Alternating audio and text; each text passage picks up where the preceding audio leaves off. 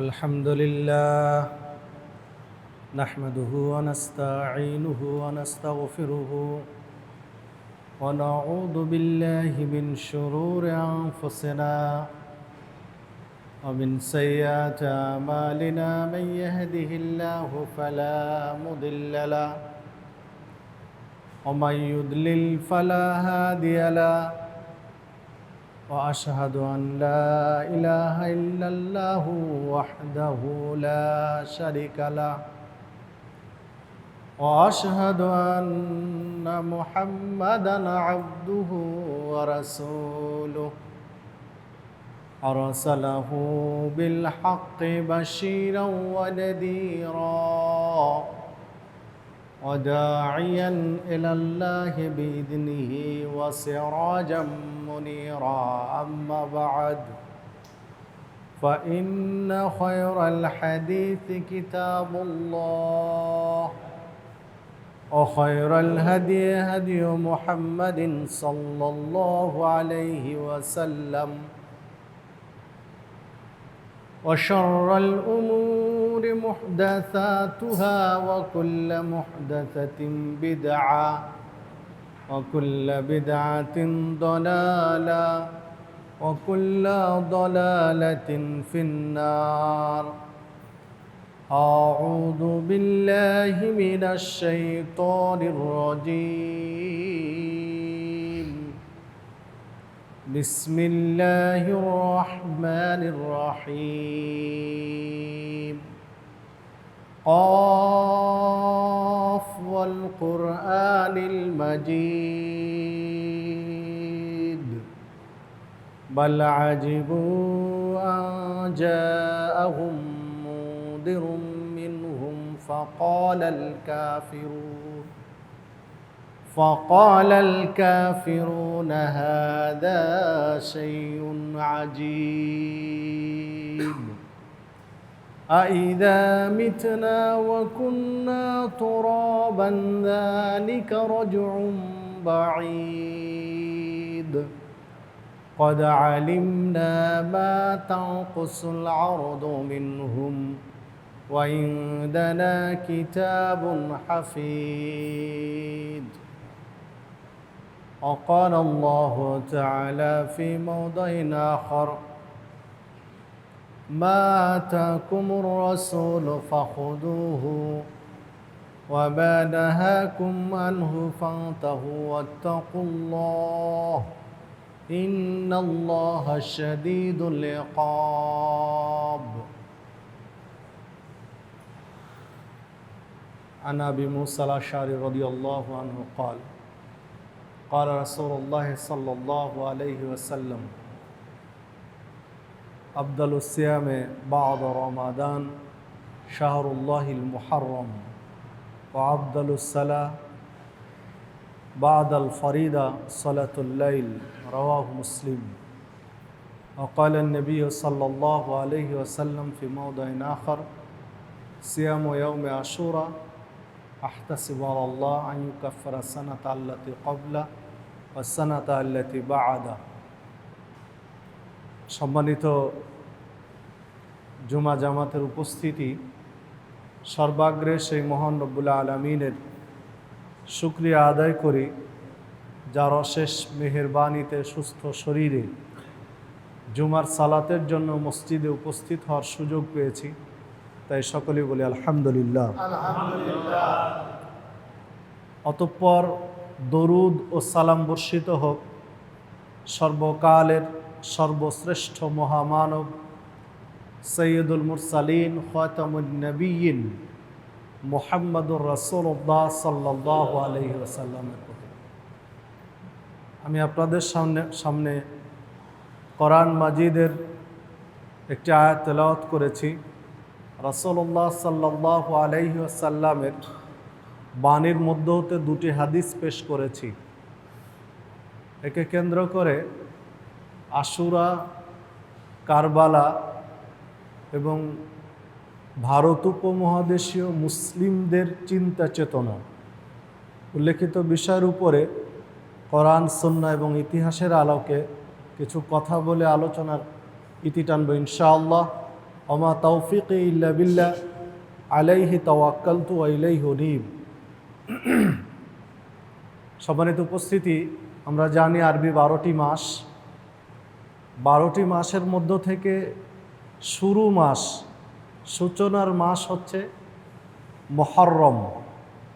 ইংরেজিতে যেমন জানুয়ারি দিয়ে শুরু হয়, ঠিক বাংলায় যেমন বৈশাখ দিয়ে শুরু হয়, আরবির শুরু হয় মুহররম মাস দিয়ে। তো আমরা মুহররম মাসে অবস্থান করছি। আজকে মুহররমের 10 তারিখ। তো মুহররমের 10 তারিখে বিশেষ একটা ইবাদত রয়েছে, যেটাকে আশুরায়ে মুহররম বলা হয় বা সংক্ষেপে আশুরা বলা হয়। তো আশুরা এবং কারবালা ট্র্যাজেডি, এই নিয়ে বাংলাদেশ, ভারত, পাকিস্তান তথা বৃহত্তর ভারত বলতে পারি বা পাক ভারত বলতে পারি বা ভারত উপমহাদেশে বলতে পারি, এই ভারত উপমহাদেশের মুসলিমদের মধ্যে যথেষ্ট বিভ্রান্তি রয়েছে। এই কারবালা, আশুরা, এই চিন্তা চেতনা, বিশ্বাসগত বিষয়ে অনেক ঝামেলা রয়েছে। তো মুহররমের আলোচনা হয়তো বা গত জুমায় শুনেছেন বা আগেও শুনেছেন। তো মুহররমের, আশুরায়ে মুহররমের গুরুত্ব, ফজিলত, ওইটা আমার আজকের মূল আলোচনা নয়। যেহেতু এই আলোচনা গত জুমায় বা আরও আগে শুনেছেন, আমার মূল আলোচনা যে আশুরা, কারবালা নিয়ে ভারতীয় মুসলিমদের যে চিন্তা চেতনা বা বিকৃত ইতিহাসের চর্চা বা বিশ্বাস করা, এই সাইডটা নিয়ে কিছু কথা বলার চেষ্টা করব ইনশাআল্লাহ। তো দেখুন, আশুরায়ে মুহররমের সিয়াম পালন করতে হবে, যেটা আমরা অনেকেই আজকে রয়েছি, করা উচিত। যে সিয়ামের ফজিলত হিসাবে রাসূলুল্লাহ সাল্লাল্লাহু আলাইহি ওয়াসাল্লাম উল্লেখ করেছেন, আহতাসিবু আলাল্লাহ আইয়ুকাফিরা সানাতা আল্লাতি ক্বাবলা, যে আশুরায়ে মুহররমের যদি কেউ সিয়াম পালন করে, আষাঢ় মানে 10, আষাঢ় থেকে আশুরা 10ম। তো মুহররমের 10ম তারিখে যে সিয়াম পালন করবে, মুহররমের 10ম তারিখে সিয়ামকে বলা হয় আশুরায়ে মুহররম। মুহররমের 10ম তারিখের সিয়াম, এই জন্য এর নাম হচ্ছে আশুরায়ে মুহররম।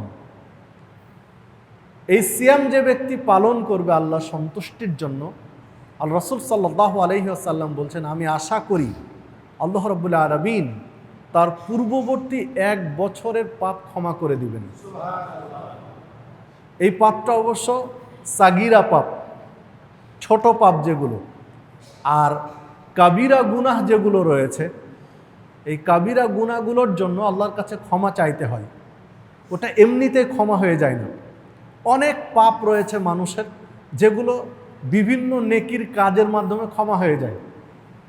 যেমনভাবে একজন ব্যক্তি যখন পূর্ণাঙ্গ অজু করে, রাসূলুল্লাহ সাল্লাল্লাহু আলাইহি ওয়াসাল্লামের তরিকায় অজু করে, তখন প্রত্যেকটা অঙ্গ প্রত্যঙ্গের অজুর অঙ্গ প্রত্যঙ্গ ধৌত করে। ধৌত করার পানি যখন ঝরে পড়ে, এই পানির সাথে পাপ ঝরে যায়।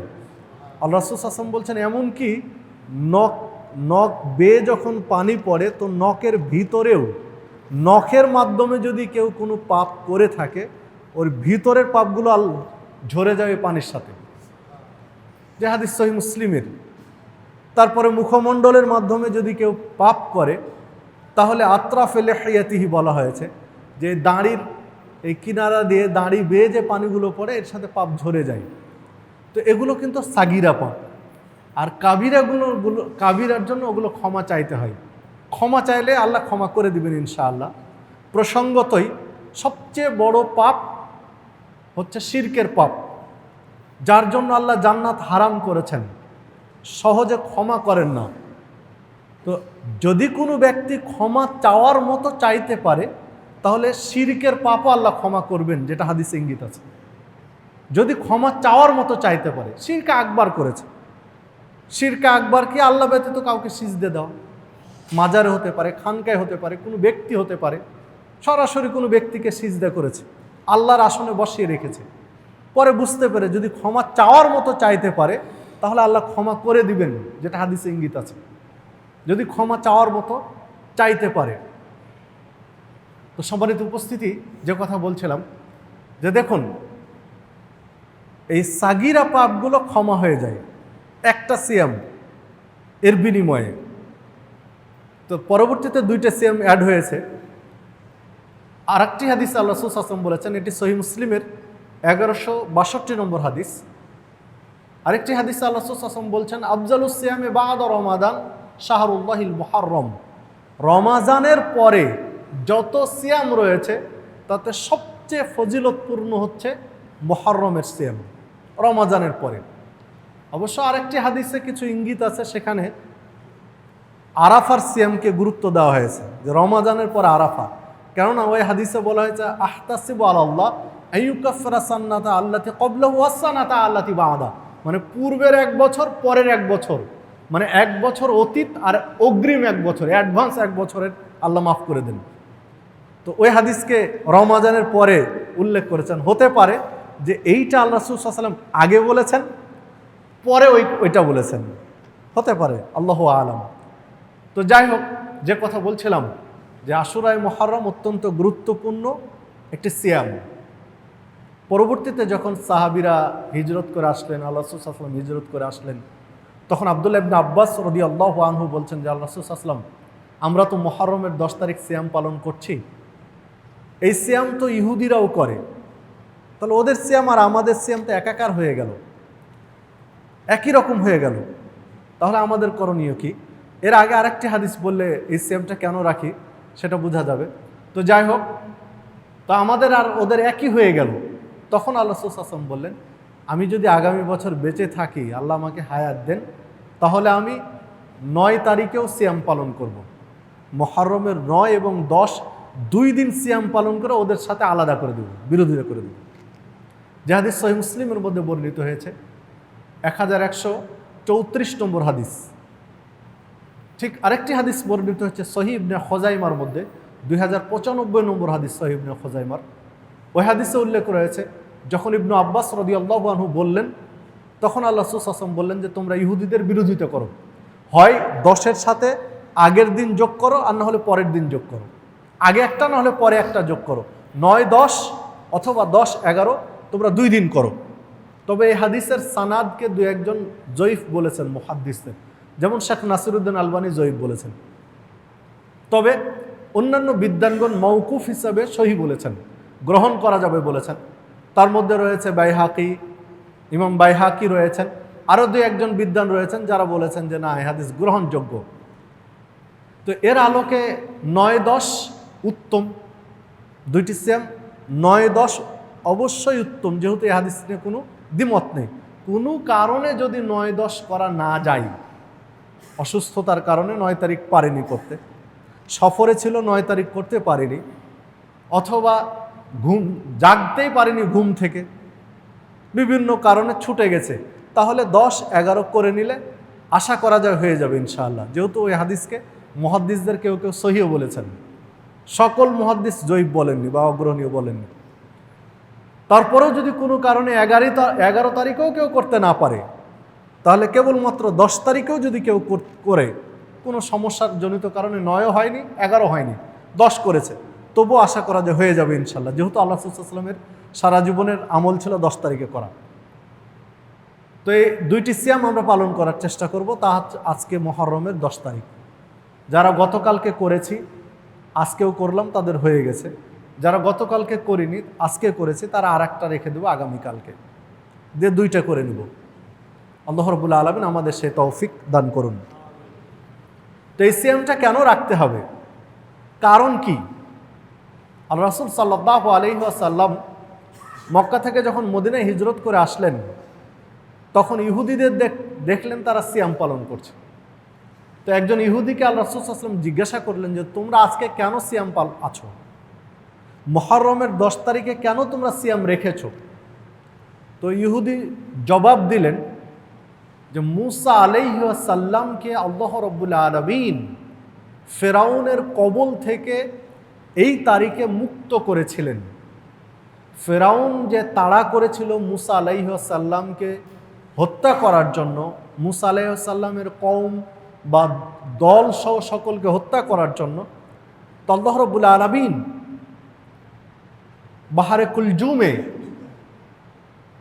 পানি দ্বিখণ্ডিত করে পানিকে দুই দিকে সরিয়ে দিয়ে মাঝখান দিয়ে রাস্তা ফুটিয়ে দিয়ে মুসা আলাইহিস সালামকে পার করার ব্যবস্থা করে দিয়েছিলেন। কিন্তু ফেরাউন তার দলবল নিয়ে যখন সেখানে নেমে পড়ল, আল্লাহ রাব্বুল আলামিনের নির্দেশে পানি জমা করে দিয়ে হত্যা করেছিলেন ফেরাউন এবং তার কওমকে।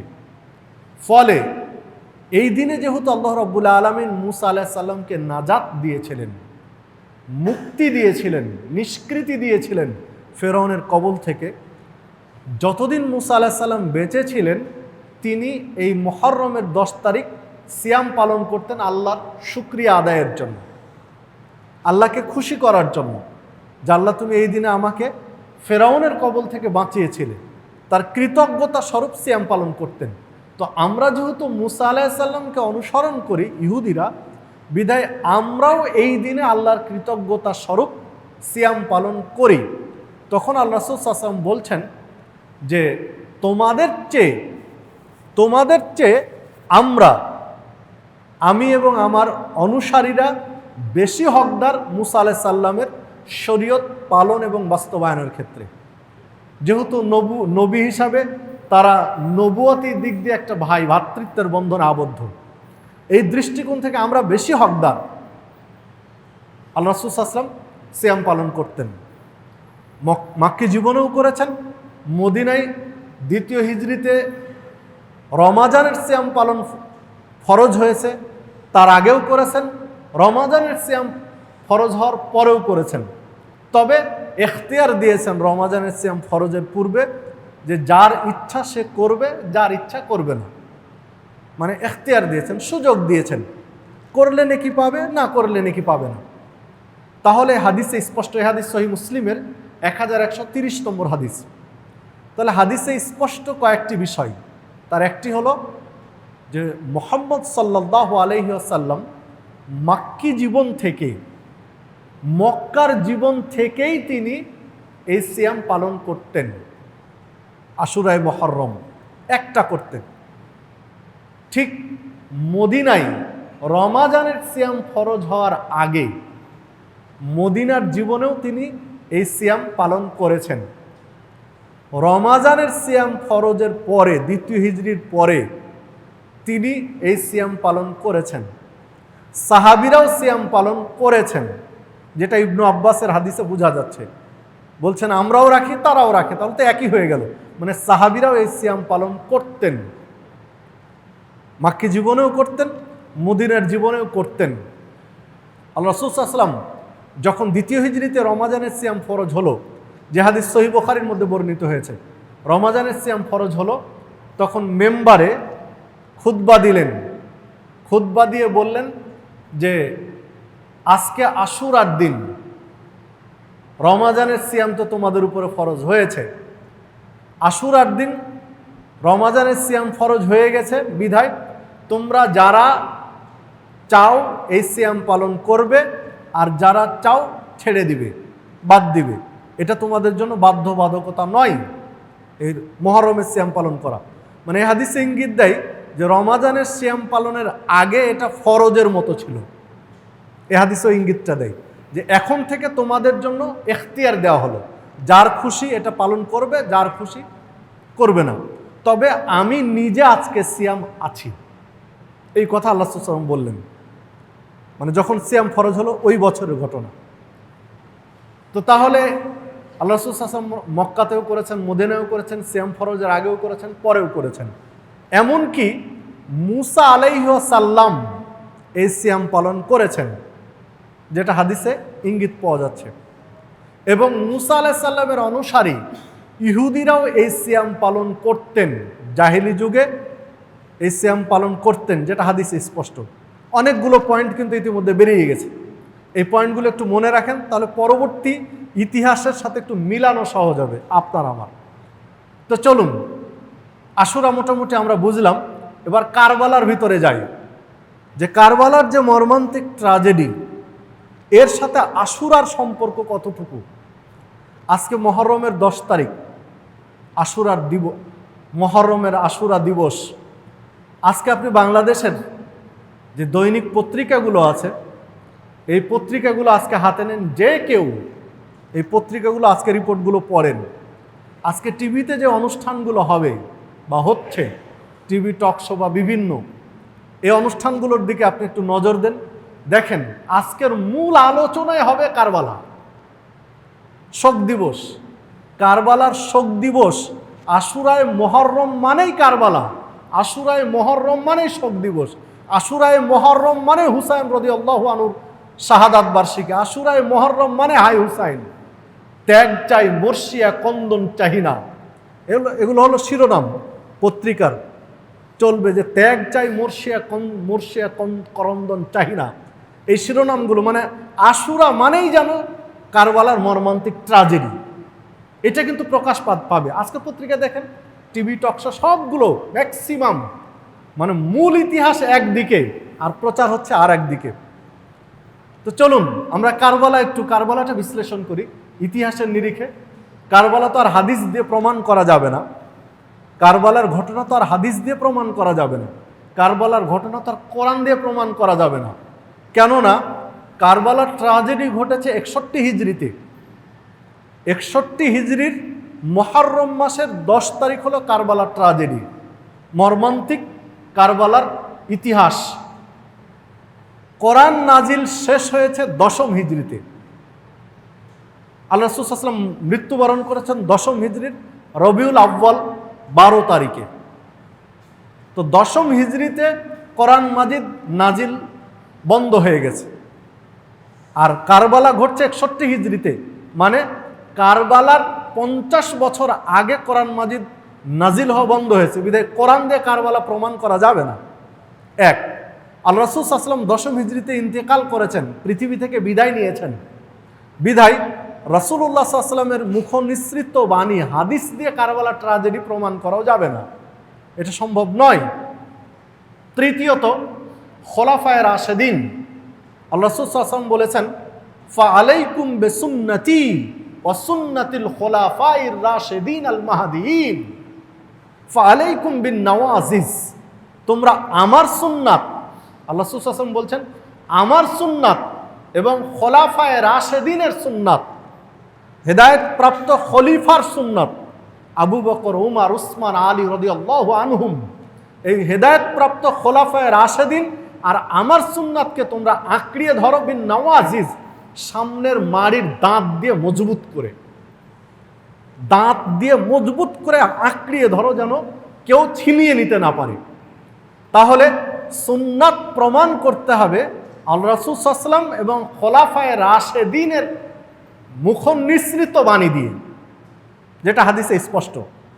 তো খোলাফায়ে রাশেদিন তথা 4 খলিফার শেষ খলিফা ছিলেন আলী ইবনে আবি তালেব রাদিয়াল্লাহু আনহু, যিনি 40 হিজরিতে ইন্তেকাল করেছেন, 40 হিজরিতে মৃত্যুবরণ করেছেন। তাহলে 61 হিজরিতে কারবালা আর 40 হিজরিতে 4 খলিফার শেষ খলিফা মারা গেছেন। তো শেষ খলিফা শহীদ হয়েছেন, মানে কারবালার 21 বছর আগে 4 খলিফা বিদায় নিয়েছেন। বিদায় খোলাফায়ে রাশেদিনের সুন্নাহ দিয়ে বা খোলাফায়ে রাশেদিনের বাণী দিয়েও কারবালা প্রমাণ করা সম্ভব নয়, কেবলমাত্র ইতিহাস নির্ভর। এটি ইতিহাস দিয়ে আপনাকে আমাকে বিশ্লেষণ করতে হবে। আর এটাও মনে রাখতে হবে যে ইতিহাস দলিল নয়। কোনো বিষয়কে শরীয়ত প্রমাণ করার জন্য, শরীয়তের কোনো আমল সাব্যস্ত করার জন্য ইতিহাস দলিল নয়। পাশাপাশি তাফসির দলিল নয়। তাফসিরের রেওয়ায়েত দিয়ে কেউ প্রমাণ করবেন যে অমুক মুফাসসির বলেছেন, তাফসির শরীয়তের দলিল নয়, শরীয়ত বুঝার একটা মাধ্যম। তাফসির শরীয়ত বুঝার মাধ্যম, দলিল নয়। কেউ বলবেন অমুক তাফসিরে এটা আছে, অমুক তাফসিরে এটা আছে, অমুক তাফসিরে এটা আছে, না, তাফসির দলিল নয়। তাফসির হলো একটা বুঝার মাধ্যম। তাফসিরটা হলো একজন মুফাসসিরের চিন্তা চেতনা সমৃদ্ধ জ্ঞানের সমাহার। একজন মুফাসসির তিনি গবেষণা করে একটা বিষয় উপনীত হয়েছেন, সেইটা তিনি লিখেছেন। সেটা ঠিকও হতে পারে, ভুলও হতে পারে, তার ইখলাস যদি ঠিক থাকে, তার নিয়ত যদি পরিশুদ্ধ থাকে, ঠিক যদি লিখেন ডবল নেকি পাবেন, আর ভুল লেখলে অর্ধেক নেকি পাবেন, যে হাদিস সহিহ বুখারীর মধ্যে বর্ণিত হয়েছে। তার মুফাসসিরের নিয়ত যদি পরিষ্কার থাকে, আন্তরিকতা যদি ঠিক থাকে, নিয়ত ক্লিয়ার থাকে, তাহলে উনি যদি সঠিক তাফসির করেন ডবল নেকি পাবেন, ভুল তাফসির হলে অর্ধেক নেকি পাবেন। তবে আগে মানদণ্ড তার কলব, ওইখানে আল্লাহ রাসূল সাল্লাল্লাহু আলাইহি ওয়াসাল্লাম স্পষ্ট করে দিয়েছেন। তার কলবে যদি ঝামেলা থাকে, কারো দিকে ঝোঁক থাকে, কোনো দিকে ডাইভার্ট হয়ে থাকেন কলবের মাধ্যমে, তাহলে আবার ভিন্ন, তখন পাপের দিকে চলে যাবেন। যাক, ওটি আজকের সাবজেক্ট নয়। তো ইতিহাস দলিল নয়, ইতিহাস একটা বিশ্লেষণ। আল্লাহ ভালো জানেন সত্যটা কি। তো ইতিহাসে যেটা পাওয়া যায়, গ্রহণযোগ্য ইতিহাসে যেটা পাওয়া যায়,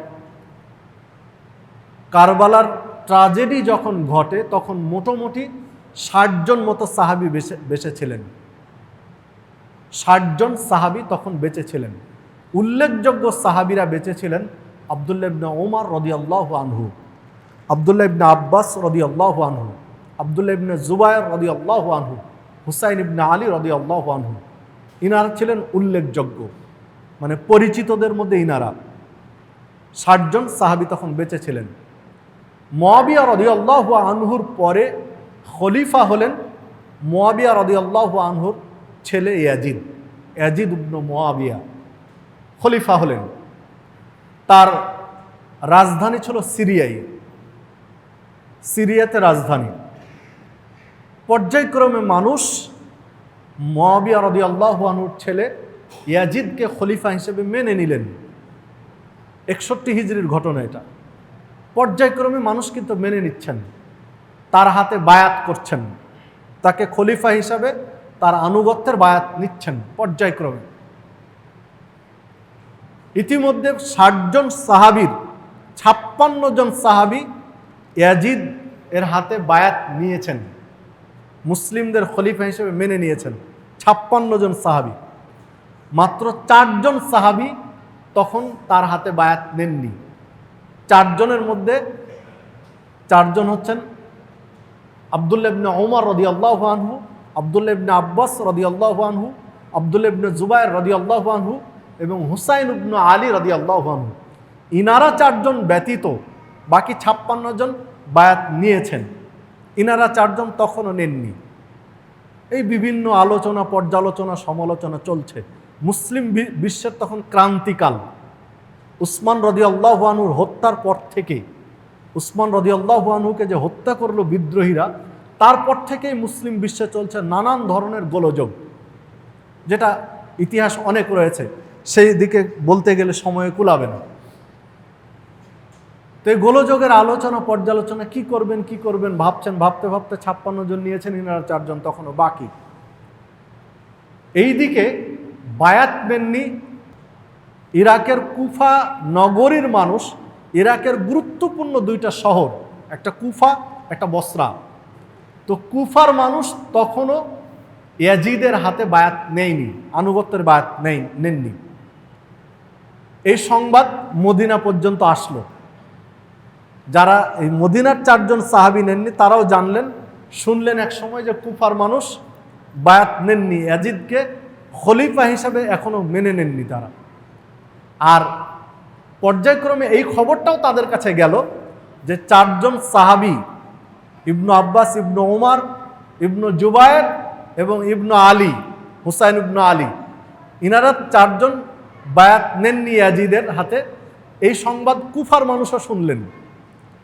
তখন কুফার মানুষ একসময় প্রস্তাব পাঠালো হুসাইন রাদিয়াল্লাহু আনহুর কাছে যে আমরা ওখানে বায়াত দেইনি, আপনি আমাদের এখানে চলে আসেন, আপনি কুফায় চলে আসেন, আপনাকে আমরা খলিফা হিসেবে মানতে রাজি আছি। এই সংবাদ আসলো। এর মধ্যে সাহাবীদের মধ্যেই যে ৬০ জন বেঁচে আছেন, অধিকাংশরাই অবস্থান করছেন মদিনায়, অধিকাংশরাই। তো ইনাদের মধ্যে নানান রকম মানে কথাবার্তা চলছে এগুলো নিয়ে। এক পর্যায়ে এই ৪ জনের মধ্যে ২ জন আবার বায়াত নিলেন ইয়াজিদ এর হাতে। ২ জনের একজন হলেন আব্দুল্লাহ ইবনে ওমর আর আব্দুল্লাহ ইবনে আব্বাস। ইনারা দুইজন বায়াত নিয়ে নিলেন। 60 জনের 58 জনের বায়াত হয়ে গেল, মাত্র 2 জন বাকি থাকলেন। একজন হচ্ছেন আব্দুল্লাহ ইবনে জুবায়ের রাদিয়াল্লাহু আনহু, আর একজন হুসাইন ইবনে আলী রাদিয়াল্লাহু আনহু। ইনারা 2 জন বাকি থাকলেন।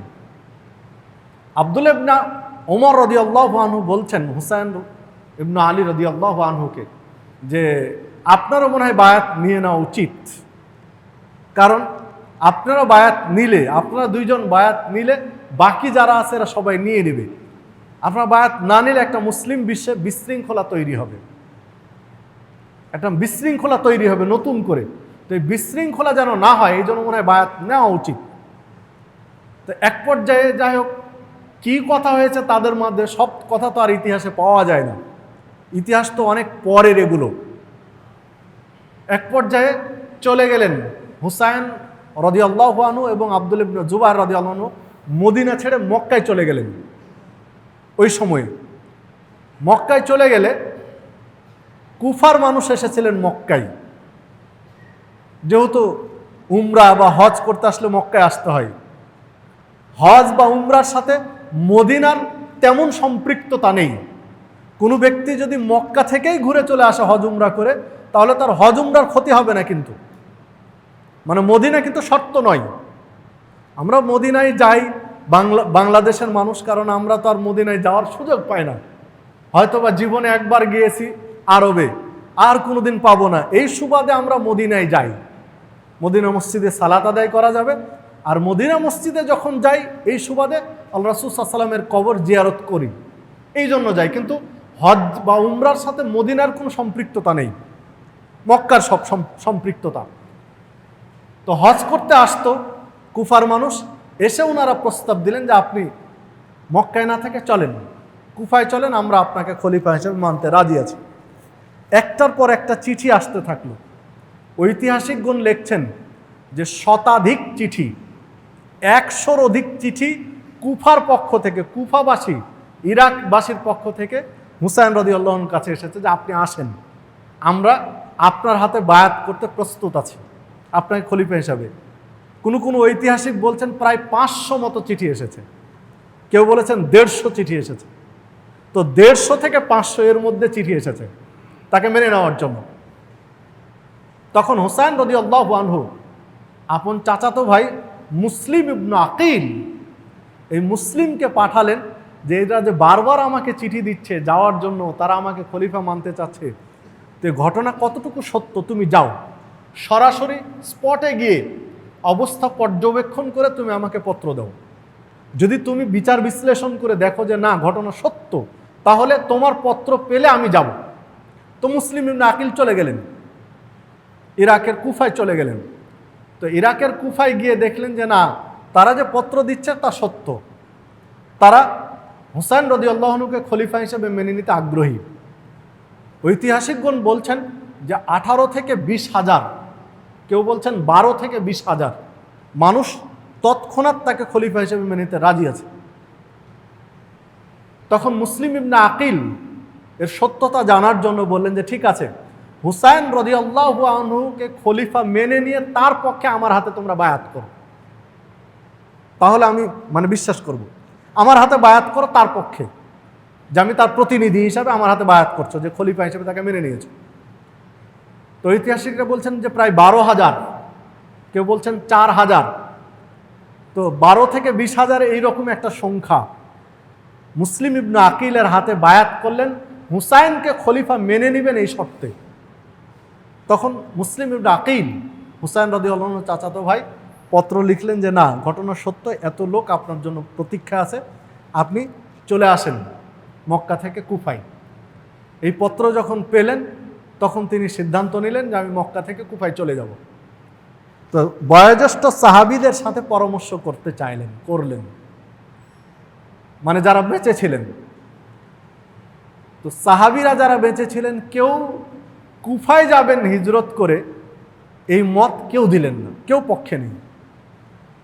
তো উনি যেহেতু মুসলিম ইবনে আকিল একদম বাস্তব প্রেক্ষাপট পর্যালোচনা করে চিঠি দিয়েছেন, এই জন্য অগাধ বিশ্বাস হুসাইন রাদিয়াল্লাহু আনহু যে না কোনো সমস্যা হবে না, আমার যাওয়াই উচিত। তো তো যখন চলে যাবেন দৃঢ় সিদ্ধান্ত নিলেন, তখন ইবনে উমর রাদিয়াল্লাহু আনহু বলছেন যে না, আপনার যেতে দাও, আমার কাছে মনে হয় যে না, আপনার জন্য যাওয়া উচিত নয়। আপনি বাদ দেন ওদের কথা, কুফার মানুষ, ইরাকের মানুষের কথা বাদ দেন, ওরা ঘুরে যাবে। আপনি যাওয়ার আগে কোনো বিপদ আসলে আপনার সাথে ওরা প্রতারণা করবে, আপনি যাবেন না। ইবনে আব্বাস রাদিয়াল্লাহু আনহু বলছেন যে আপনি কি ভুলে গেছেন যে কুফার মানুষ আপনার আব্বাকে হত্যা করেছেন?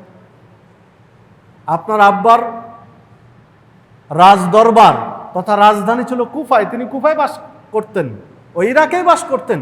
ইরাকের মানুষই কিন্তু আপনার আব্বাকে হত্যা করেছে, আপনি কি ভুলে গেছেন?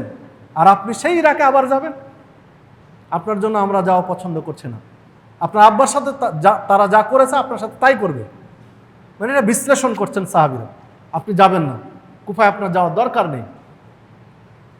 আরেকজন সাহাবী বলছেন যে জোর করে রেখে দেওয়া যদি অন্যায় না হতো তাহলে আমি আপনাকে যেতে দিতাম না, বাধ্য করতাম এখানে থাকতে। আরেকজন সাহাবী বলছেন যে যদি জোর করে কাউকে পেশার চাপ দিয়ে যদি জুলুম না হতো এটা, তাহলে আমি আপনাকে বাধ্য করতাম এই মক্কা অথবা মদিনায় থাকতে, আপনাকে যেতে দিতাম না। কিন্তু কারো উপরে জুলুম করে বাধ্য করার অধিকার আমার নেই, এজন্য আপনাকে আমি কিছু বলতে পারছি না, তো আপনাকে যেতে দিতে আমি নারাজ। তো উনি যাবেনই। যখন শেষ পর্যন্ত বিদায় নিয়ে চলে যাচ্ছেন, তখন আব্দুল্লাহ ইবনে ওমর রাদিয়াল্লাহু আনহু হুসাইন রাদিয়াল্লাহু আনহুকে বুকের সাথে জড়িয়ে ধরে বিদায়ী দোয়া বলছেন, আস্তাউদিউল্লাহু মিন কাতিলিন, যে হে আল্লাহর রাস্তায় নিহত ব্যক্তি, তোমাকে আল্লাহর রাস্তায় আমি সঁপে দিলাম। এই দোয়া ইবনে আব্বাস বুকে জড়িয়ে ধরে বিদায় দিচ্ছেন। আপনি চিন্তা করতে পারেন ইবনে আব্বাস কি না, ইবনে উমর রাদিয়াল্লাহু আনহু। ইবনে উমর রাদিয়াল্লাহু আনহু কিন্তু খুব দূরদর্শী সাহাবী, খুব সূক্ষ্ম মেধার এবং দূরদর্শী সাহাবী ইবনে উমর। কেননা জ্ঞান, গরিমা, বুদ্ধি, বিবেচনা পৈতৃক সূত্রে সন্তানরাও কিছু পেয়ে থাকে। যদি বাস্তবতা আপনি বলেন যে বাস্তবতাই কি, তো একটা প্রফেসরের ছেলে আর একটা রিক্সা চালকের ছেলে, 5 বছর বয়স, সুন্দর কথা বলতে পারে, দুইজনের সাথে গল্প করেন, দুইজনের চেতনা দুই রকম। একটা রিক্সা চালকের 5 বছরের ছেলে আর একটা প্রফেসরের 5 বছরের ছেলে। আবার প্রধানমন্ত্রীর 5 বছরের ছেলে বা প্রেসিডেন্টের 5 বছরের ছেলে, তার সাথে গল্প করেন, তার চিন্তা চেতনা একরকম। 3টা বাচ্চাকে খেলতে লাগান, একটা রিক্সা চালকের ছেলে, একটা প্রফেসরের ছেলে আর প্রেসিডেন্টের ছেলে, 3 জনকে 5 বছর বয়স, 3 জনেরই 3 জায়গায় খেলতে লাগান, দেখেন 3 জনের খেলার ধরনও 3 রকম। মানে এগুলো কিন্তু মানে পিতামাতার সাথে ছেলেদের একটা সম্পর্ক রয়েছে, হাদিসে ওই ইঙ্গিত দেয়। আল্লাহ রাসূল সাল্লাল্লাহু আলাইহি ওয়াসাল্লাম বলছেন, কুল্লু মাউলুদিন ইউলাদু আলাল ফিতরা, প্রত্যেকটা সন্তান ইসলামের স্বভাবের উপরে জন্মগ্রহণ করে। ফা আবাওয়াহু, অতঃপর তার পিতামাতা ইউহাব্বিদানিহি আও ইউমাসসিরানিহি আও ইউনাজ্জিসানিহি, পিতামাতার কারণে হয় ইহুদি, পিতামাতার কারণে হয় খ্রিস্টান, পিতামাতার কারণে হয় অগ্নি উপাসক। হাদিস সহিহ বুখারী। সম্মানিত উপস্থিতি, তাহলে সন্তান ইসলামের রুটের উপরে জন্মগ্রহণ করেছে, কিন্তু পিতামাতার চিন্তা চেতনার উপরে সে বড় হয়েছে। হাদিসের ইঙ্গিত কিন্তু এটাই। তো যে কথা বলছিলাম যে উমর রাদিয়াল্লাহু আনহু ছিলেন সূক্ষ্ম মেধার অধিকারী। উমর রাদিয়াল্লাহু আনহু, যে ইঙ্গিত কিন্তু হাদিসের মধ্যে রয়েছে, লাউকানা বাদি নবিয়ুন লাকানা উমর। আল্লাহ রাসূল সাল্লাল্লাহু আলাইহি ওয়াসাল্লাম বলছেন আমার পরে যদি কেউ নবী হতো সেটা উমর হতো। আল্লাহ রাসূল সাল্লাল্লাহু আলাইহি ওয়াসাল্লাম বলছেন যে উমরের জন্ম যদি বনি ইসরাইলের যুগে হতো তাহলে নিশ্চিত উমর নবী হতেন, কিন্তু আমার যুগে জন্ম হওয়ার কারণেও নবী হতে পারলো না বা পারবে না, কারণ আমি খাতামুন নবিয়্যিন, নবীদের শেষ ব্যক্তি। আল্লাহ রাসূল সাল্লাল্লাহু আলাইহি ওয়াসাল্লাম বলছেন, একদিন স্বপ্নের ব্যাখ্যা দিচ্ছিলেন যে আমি স্বপ্নে দেখলাম যে বিভিন্ন জন জামা পরে যাচ্ছে, হাঁটছে, জান্নাতের বিবরণ দিচ্ছেন। তো কারো জামা আছে টাকনুর উপরে, কারো তার উপরে, কারো তার উপরে, কারো শর্ট পর্যায়ক্রমে উঠে গেছে, কারো বেশি কারো কম, কিন্তু উমারের জামা, যে জামা পরে আছে সেটা দেখলাম মাটি ছেঁচিড়িয়ে যাচ্ছে, মানে সবচেয়ে লম্বা জামা পরিহিত আমি দেখলাম উমারকে। সহিহ বুখারীর হাদিস। তখন সাহাবীরা বলছেন আল্লাহ রাসূল সাল্লাল্লাহু আলাইহি ওয়াসাল্লাম এই স্বপ্নের ব্যাখ্যা কি, তাবির কি, সবচেয়ে লম্বা জামা এটার ব্যাখ্যা? তখন আল্লাহ রাসূল সাল্লাল্লাহু আলাইহি ওয়াসাল্লাম বললেন এটা জ্ঞান, যে তোমাদের মধ্যে উমারের জ্ঞান সবচেয়ে বেশি। আল্লাহ রাসূল সাল্লাল্লাহু আলাইহি ওয়াসাল্লাম বললেন, সহিহ বুখারীর হাদিস, তো পৈতৃক সূত্রে কিছু পায়, আমি এটা বোঝাতে চাচ্ছিলাম। তো ইবনে উমর রাদিয়াল্লাহু আনহু আব্দুল্লাহ পৈতৃক সূত্রে কিছু পেয়েছেন, তার ইঙ্গিত পাওয়া যায়। কিভাবে পাওয়া যায়? আল্লাহ রাসূল সাল্লাল্লাহু আলাইহি ওয়াসাল্লাম সাহাবীদের সামনে বিবরণ দিচ্ছেন, বর্ণনা করছেন শরীয়তের কিছু বিষয়। তখন প্রশ্ন করলেন, একটা জিজ্ঞাসা করলেন যে আচ্ছা বলো তো, এমন একটা গাছ যেই গাছের সব কিছুই উপকারী, কোনো কিছু অকেজ নয়, সবই কাজে লাগে। গাছের মানে গাছের যেটা বডি, এই বডি কাজে লাগে, গাছের পাতাও কাজে লাগে, ওই গাছের যে রসগুলো বের হয় সেটাও কাজে লাগে, গাছের ফল সেটাও কাজে লাগে, কোনো কিছুই বিফলে যায় না। ফলের যে বিচি আঁটি সেটাও কাজে লাগে। তো এই গাছটার নাম কি বলতে পারো? আবু বকর, উমার, উসমান, আলী রাদিয়াল্লাহু আনহুম সহ জান্নাতের সুসংবাদ প্রাপ্ত সাহাবীরা সহ মসজিদ ভরা মানুষ মসজিদে নববীতে এই প্রশ্ন করেছেন। সাথে বাচ্চা ছেলে, হাদিসে যেটা বোঝা যায় তখনও 10 বছর বয়স হয়নি। হাদিসে যেটা বোঝা যায় 10 বছর বয়স তখনও হয়নি। বাচ্চা ছেলে আব্দুল্লাহ ইবনে উমর বসে আছেন। তো এক পর্যায়ে কেউ জবাব দিতে পারলেন না। তখন আল্লাহ রাসূল সাল্লাল্লাহু আলাইহি ওয়াসাল্লাম বলেন, হিয়ান নাখলা, সেটা হলো খেজুর গাছ। খেজুর গাছের কোনো কিছুই বিফলে যায় না। খেজুর গাছের পাতা, ডাল এগুলো খড়ি, লাকড়ি হিসাবে ব্যবহার হয়, খড়ি হিসাবে। তার বডি বিভিন্ন কাজে লাগে, ঘরের মসজিদের খুঁটি হিসাবে ব্যবহার হয় বডিটা। এর রস একটা মিষ্টি পানীয়, চমৎকার মিষ্টি একটা পানীয় তোমাদের জন্য। এর যে ফল খেজুর, উত্তম একটা খাবার তোমাদের জন্য, মূল খাবার এটা তোমাদের।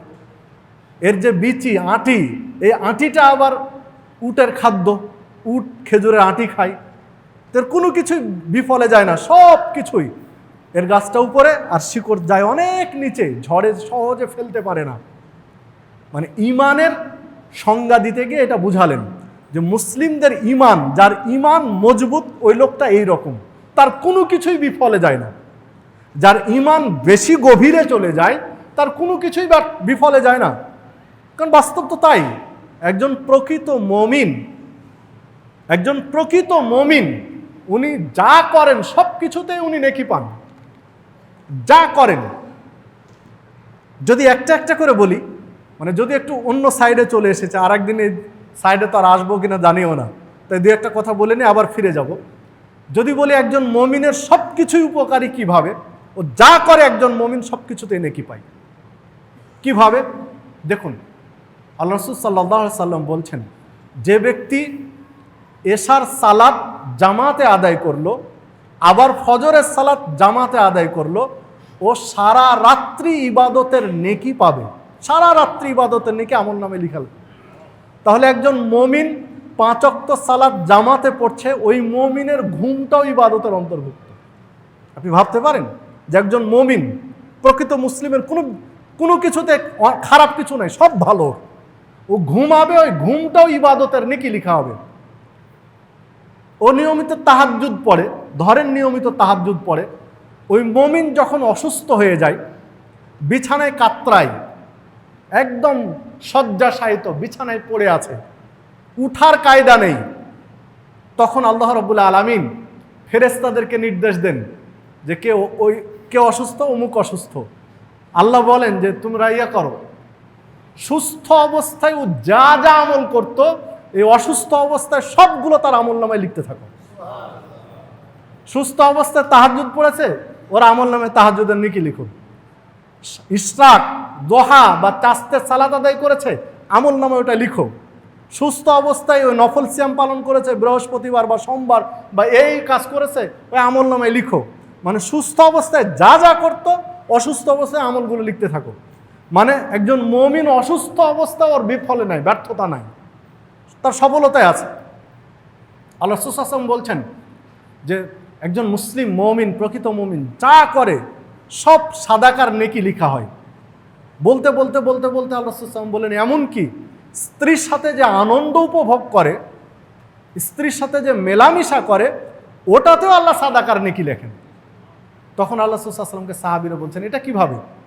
স্ত্রীর সাথে চিত্ত বিনোদন করবে, হাসি মজা করবে, মেলামেশা করবে, স্ত্রী সহবাস করবে, সেটাও নেকির কাজ? বলছে হ্যাঁ কেন, যদি স্ত্রী ছাড়া অন্য কোথায় যেত, অন্য কোনো নারীর কাছে গিয়ে মেলামেশা করত, সহবাস করত, কি হতো? পাপ লিখা হতো। তাহলে স্ত্রীর সাথে এই কাজটা করছে, পাপ থেকে বেঁচে আছে ও, নেকি হবে না? অবশ্যই আল্লাহ নেকি দিবেন, এটাও সাদাকা। আল্লাহ রাসূল সাল্লাল্লাহু আলাইহি ওয়াসাল্লাম বললেন। আর এক হাদিসে বললেন যে একজন মুমিন পরিশ্রম করে তার পরিবারের আহার জোগানোর জন্য, এই পরিশ্রমেও আল্লাহ নেকি লিখেন। পরিবারের জন্য যে খরচ করে, সেটা কাপড় চোপড় কেনা হোক, খাওয়া দাওয়া হোক, এটাও আল্লাহ সাদাকার নেকি দেন। এমনকি স্ত্রীর মুখে যে একটা লোকমা তুলে দেয়, এটাও আল্লাহ সাদাকার নেকি দেন। অনেকগুলো কথা বলেছেন হাদিসের মধ্যে। তো যে কথা বলছিলাম যে মুমিনের উদাহরণ ওই খেজুর বৃক্ষের মতো, মানে সব কিছুই কাজের, অকাজের কিছু নেই যদি সে প্রকৃত মুমিন হয়। এইটা বুঝাতে গিয়ে আল্লাহ রাসূল সাল্লাল্লাহু আলাইহি ওয়াসাল্লাম ওই উদাহরণ দিলেন। আলোচনা শেষ, সাহাবীরা চলে যাচ্ছেন। ইবনে উমর রাদিয়াল্লাহু আনহু পিতার সাথে যাচ্ছেন, বাপ বেটা একসাথে গল্প করতে না যাচ্ছেন। উমর রাদিয়াল্লাহু আনহু আর আব্দুল্লাহ ছেলে, বাপ বেটা একসাথে যাচ্ছেন। হাঁটতে হাঁটতে এবার আব্দুল্লাহ বলছেন পিতা উমর রাদিয়াল্লাহু আনহুকে যে আব্বা, আল্লাহ রাসূল সাল্লাল্লাহু আলাইহি ওয়াসাল্লাম যখন বললেন যে এইরকম গাছ, শিকড় অনেক নিচে, ঝড়ে পড়ে না, সব কাজের, তো এইটা যখনই বলেছেন তখনই আমি বুঝতে পেরেছি এটা খেজুর গাছ হবে। 10 বছরের নিচে বয়স বাচ্চাটার, বলছেন আমি তখনই বুঝতে পেরেছি যে এই গাছটা খেজুর গাছই হবে, অন্য গাছের সাথে এটা মিলে না। তখন বলছে তুমি বলনি কেন তাহলে? বলছে আমি বলিনি, যে আমি ছোট মানুষ যদি বলি তাহলে আপনি আছেন, তারপর আবু বকর চাচ্চু আছেন, উসমান চাচ্চু আছেন, আপনাদের অপমান হয়ে যায়। আপনাদের মতো বড় বড় মানুষের সামনে আমি একটা ছোট বাচ্চা যদি উত্তর দেই তো আপনারা অপমানিত হন, এই জন্য আমি বলিনি, আমি চুপ করেছিলাম। বুকে জড়িয়ে ধরে উমর রাদিয়াল্লাহু আনহু বলতেন যে বাবা, তুমি যদি আজকের উত্তরটা দিতে তাহলে আমার বুকটা কত বড় হতো আমি তোমাকে বোঝাতে পারবো না। মানে আমি আপনাকে বলতে চাচ্ছি যেটা, যে ইবনে উমর রাদিয়াল্লাহু আনহু যে খুব বিচক্ষণ ব্যক্তি ছিলেন ছোট থেকেই, এই হাদিসে বোঝা, সহিহ বুখারীর হাদিস এটা, একদম ছোট থেকে বিচক্ষণ ছিলেন, হাদিসে বোঝা যায়। আরেকটা হাদিসে বোঝা যায় যখন উমর রাদিয়াল্লাহু আনহু কে ছুরি আঘাত করা হয়েছে, শয্যাশায়িত, মৃত্যুর মুখে, মৃত্যু যন্ত্রণায় রয়েছে, তখন তিনি নির্বাচন প্যানেল করে দিয়েছিলেন। 6 জন সাহাবী, বয়োজ্যেষ্ঠ সাহাবীর নাম বলে দিয়েছিলেন যে এই 6 জন সাহাবী এক জায়গায় বসে পরামর্শের ভিত্তিতে 6 জনের মধ্য থেকে একজন খলিফা হবে। এই 6 জনকে একটা প্যানেল তৈরি করে দিয়েছিলেন যে 6 জন পরামর্শ করে একজন খলিফা হবে। তারপরে আবার বললেন, তবে যদি এই 6 জন একমত হতে না পারে, যে 6 জন 3 জন হয়ে গেছে, 3 জন একজনকে চাচ্ছে, আর 3 জন আর একজনকে পরামর্শ দিচ্ছে, একমত হতে পারছে না 6 জনে, কে খলিফা হবে? এইটা যদি একমত হতে তোমরা না পারো তাহলে আমার ওই যে পিচ্চি ছেলেটা আছে আব্দুল্লাহ, ওই আব্দুল্লাহর পরামর্শ নেবে তোমরা। তবে আব্দুল্লাহকে খলিফা করবে না, আব্দুল্লাহকে খলিফা করবে না, কারণ ও বয়সে ছোট, উপযুক্ত বয়স এখনো হয়নি, কিন্তু তার পরামর্শ নেবে যদি তোমরা 6 জনে একমত হতে না পারো যে কাকে করলে হবে, ও যেটা দিবে ওটা করে মেনে নিও। এটা উমর রাদিয়াল্লাহু আনহু ওই নির্বাচক প্যানেলকে বলেছিলেন। মানে ইবনে উমর যে বিচক্ষণ, এটা আগে বললাম যে উমর রাদিয়াল্লাহু আনহু বিচক্ষণ, সেটা হাদিসে ইঙ্গিত আছে, আর ইবনে উমরও বিচক্ষণ, সেটা হাদিসেও ইঙ্গিত আছে, বাবার কথাতেও ইঙ্গিত আছে। বিচক্ষণ বাবা ইঙ্গিত দিয়ে যাচ্ছেন কথাগুলো। সেই ইবনে উমর, সূক্ষ্মদর্শী বিচক্ষণ ইবনে উমর, যখন চলেই যাচ্ছেন, যাবেনই, বিদায় দিতে হচ্ছে, তখন বুকে জড়িয়ে ধরে ওই দোয়াটা বললেন, আস্তাউদিউল্লাহু মিন কাতিলিন, যে আল্লাহর রাস্তায় নিহত ব্যক্তি, তোমাকে আল্লাহর রাস্তায় সঁপে দিলাম, তুমি তো মরতে যাচ্ছ, এই দোয়া বলে বিদায় দিয়ে দিলেন। এটা তার বিশ্লেষণ, মরবেন কি মরবেন না সে তো আল্লাহ ভালো জানেন, কিন্তু এটা তার বিশ্লেষণ। তো যাই হোক, চলে গেলেন। যখন পথিমধ্যে কাছাকাছি, এর মধ্যে যে ঘটনাগুলো ঘটল, কারণ গোয়েন্দা ব্রাঞ্চ, গোয়েন্দা বাহিনী যুগ যুগ ধরে আছে। আল্লাহ রাসূল সাল্লাল্লাহু আলাইহি ওয়াসাল্লামেরও গোয়েন্দা বাহিনী ছিল। কোনো অভিযানে গেলে আগে পাঠাতেন, এক গোয়েন্দা বাহিনী পাঠাতেন, কোনো তথ্য দরকার আগে গোয়েন্দা বাহিনী পাঠাতেন, তথ্য কালেক্ট করার পরে যুদ্ধে যেতেন। তো এটা যুগ যুগ ধরে আছে। তো সেই যুগেও তো থাকবে, কারণ ওটা তো অনেক পরের ঘটনা এগুলো। ইতিমধ্যেই খবর ইয়াজিদের দরবারে গিয়েছে, রাজ দরবারে গিয়েছে, কুফা বসরার যারা গভর্নর তাদের কাছেও গিয়েছে যে হুসাইন রাদিয়াল্লাহু আনহু তার সপরিবারে তিনি আসছেন কুফায়, কুফার মানুষ তাকে গ্রহণ করে নেবে খলিফা হিসাবে। এই সংবাদগুলো যখন আসলো, তখন কুফার গভর্নর, ইয়াজিদ কর্তৃক নির্ধারিত কুফার গভর্নর হচ্ছেন নোমান ইবনে বাশির রাদিয়াল্লাহু আনহু, একজন সাহাবী, তখন কুফার গভর্নর। আর ইরাকের আরেকটা এলাকা বসরা, আরেকটা প্রদেশ, এই বসরার গভর্নর হচ্ছে ওবায়দুল্লাহ ইবনে জিয়াদ, তিনি তাবেঈ, সাহাবী নন। ওবায়দুল্লাহ ইবনে জিয়াদ হচ্ছে বসরার গভর্নর। তো সাহাবী যারা, তাদের চিন্তা চেতনা কিন্তু আলাদা, সাহাবীদের মন মানসিকতা চিন্তা চেতনা সম্পূর্ণ ভিন্ন। তো কুফার গভর্নর নোমান ইবনে বাশির রাদিয়াল্লাহু আনহু কুফার মানুষকে ডেকে নসিহত করলেন যে দেখো, হুসাইন রাদিয়াল্লাহু আনহু তোমাদের কাছে আসছেন, তোমরা তাকে আমন্ত্রণ জানিয়েছ, তো পক্ষে বিপক্ষে লোক রয়েছে, তাকে খলিফা হিসাবে মেনে নেবেন এই লোকও তোমাদের মধ্যে আছে অনেকেই, আর ইয়াজিদের কে মেনে নিয়েছে এইরকম লোকও আছে, কম বেশি, হয়তো ওটা কম এটাই বেশি। তো দুই পক্ষের লোক যেহেতু তোমরা এখানে আছো ইরাকে, বিধায় উনি যদি আসেন তাহলে উনি মুহাম্মদ সাল্লাল্লাহু আলাইহি ওয়াসাল্লামের নাতি, তার রক্ত সম্পর্ক অনেক মূল্যের, তার রক্ত সম্পর্ক এত দামি যেটা অতুলনীয়, কারণ সরাসরি মুহাম্মদ সাল্লাল্লাহু আলাইহি ওয়াসাল্লামের ব্লাড কানেকশন এটা। বিধায় তোমরা তাকে কোনোভাবে লাঞ্ছিত করো না বা অপমানিত করবে না। তাকে যারা চাও না, ইয়াজিদের পক্ষ নিয়েছো যারা, তাকে হ্যাস্তন্যস্ত করবা, অপমানিত করবা, লাঞ্ছিত করবা, এমনটা যেন না হয়। সর্বোচ্চ সম্মান তাকে দিবা, তিনি অনেক বড় মানের বড় পরিবারের সন্তান। এই নসিহত করলেন নোমান ইবনে বাশির। এই সংবাদ যখন গেল, এই সংবাদ অনেকে পছন্দ করলেন না, তখন নোমান ইবনে বাশিরকে পদচ্যুত করা হলো প্রাদেশিক গভর্নর থেকে। তারপরে গভর্নরের দায়িত্ব দেওয়া হলো নতুন করে ওবায়দুল্লাহ ইবনে জিয়াদকে, যিনি ছিলেন বসরাই। একসাথে দুই প্রদেশের গভর্নর করা হলো তাকে, বসরা এবং কুফা প্রদেশের গভর্নর করা হলো। বিষয়টা দেখার দায়িত্ব তার উপরে চলে আসলো, ওবায়দুল্লাহ ইবনে জিয়াদের উপরে বসরা কুফা দেখার দায়িত্ব চলে আসলো। ফলে প্রথমে মুসলিম ইবনে আকিলকে এবং কুফাবাসীকে ডাকলেন, কথা বললেন, ভয় দেখালেন। পর্যায়ক্রমে যারা মুসলিম ইবনে আকিলের হাতে বায়াত নিয়েছিলেন হুসাইন রাদিয়াল্লাহু আনহুকে মেনে নেওয়ার পক্ষে, তারা পর্যায়ক্রমে দূরে সরতে থাকলো। একটার পর একটা ত্যাগ করে বায়াত নেওয়া শুরু করলো, ভয় ভীতি পেয়ে ইয়াজিদের বায়াত নেওয়া শুরু করলো। এক পর্যায়ে থাকলো মাত্র 3 জন, মুসলিম ইবনে আকিল আর 3 জন, যাদেরকে হত্যা করা হলো। ওবায়দুল্লাহ ইবনে জিয়াদের নির্দেশে মুসলিম ইবনে আকিল সহ হত্যা করা হলো এদেরকে। তো যখন হত্যা করা হয়, মৃত্যুর মুখোমুখি, তখন মুসলিম ইবনে আকিল একটা অনুমতি চাইলেন যে আমাকে মেরে ফেলে দেন, কিন্তু আমি একটা পত্র লিখার অনুমতি চাচ্ছি, যে পত্রটা আমি হুসাইন রাদিয়াল্লাহু আনহুকে দিতে চাই, মরার আগে সংবাদটা আমি দিতে চাই। তাকে সেই সুযোগ দেওয়া হলো। পত্রে যে কথাগুলো লিখেছিলেন তার মৌলিক কথা ছিল যে কুফাবাসী, ইরাকবাসী বা কুফাবাসী আপনার সাথে প্রতারণা করছে, আপনাকে তারা মেনে নিবে বলে আমার হাতে বায়াত করেছিল, এটা স্রেফ তাদের প্রতারণা। ইতিমধ্যে তারা সব ইয়াজিদের পক্ষে চলে গিয়েছে, আপনি কোনোভাবেই এই কুফা ইরাকে আসবেন না, আপনি যে কোনো মূল্যে কুফা ইরাক থেকে দূরে থাকবেন। এই কয়েকটা কথা পত্রে লিখে পাঠিয়ে দিলেন। তো যখন কুফার একদম নিকটে ঢুকে পড়েছেন কুফায়, তখন তিনি পত্রটা পেলেন, হুসাইন রাদিয়াল্লাহু আনহু পত্র পেলেন যে ভাইকে, তার চাচাতো ভাই মুসলিম ইবনে আকিলকে হত্যা করা হচ্ছে, ঘটনাই। কিন্তু তখন ইউটার্ন করার মতো আর সুযোগ ছিল না, তিনি ফিরে চলে যাবেন এই সুযোগ নেই, ইতিমধ্যে উনি প্রবেশ এরিয়ায় চলে এসেছেন।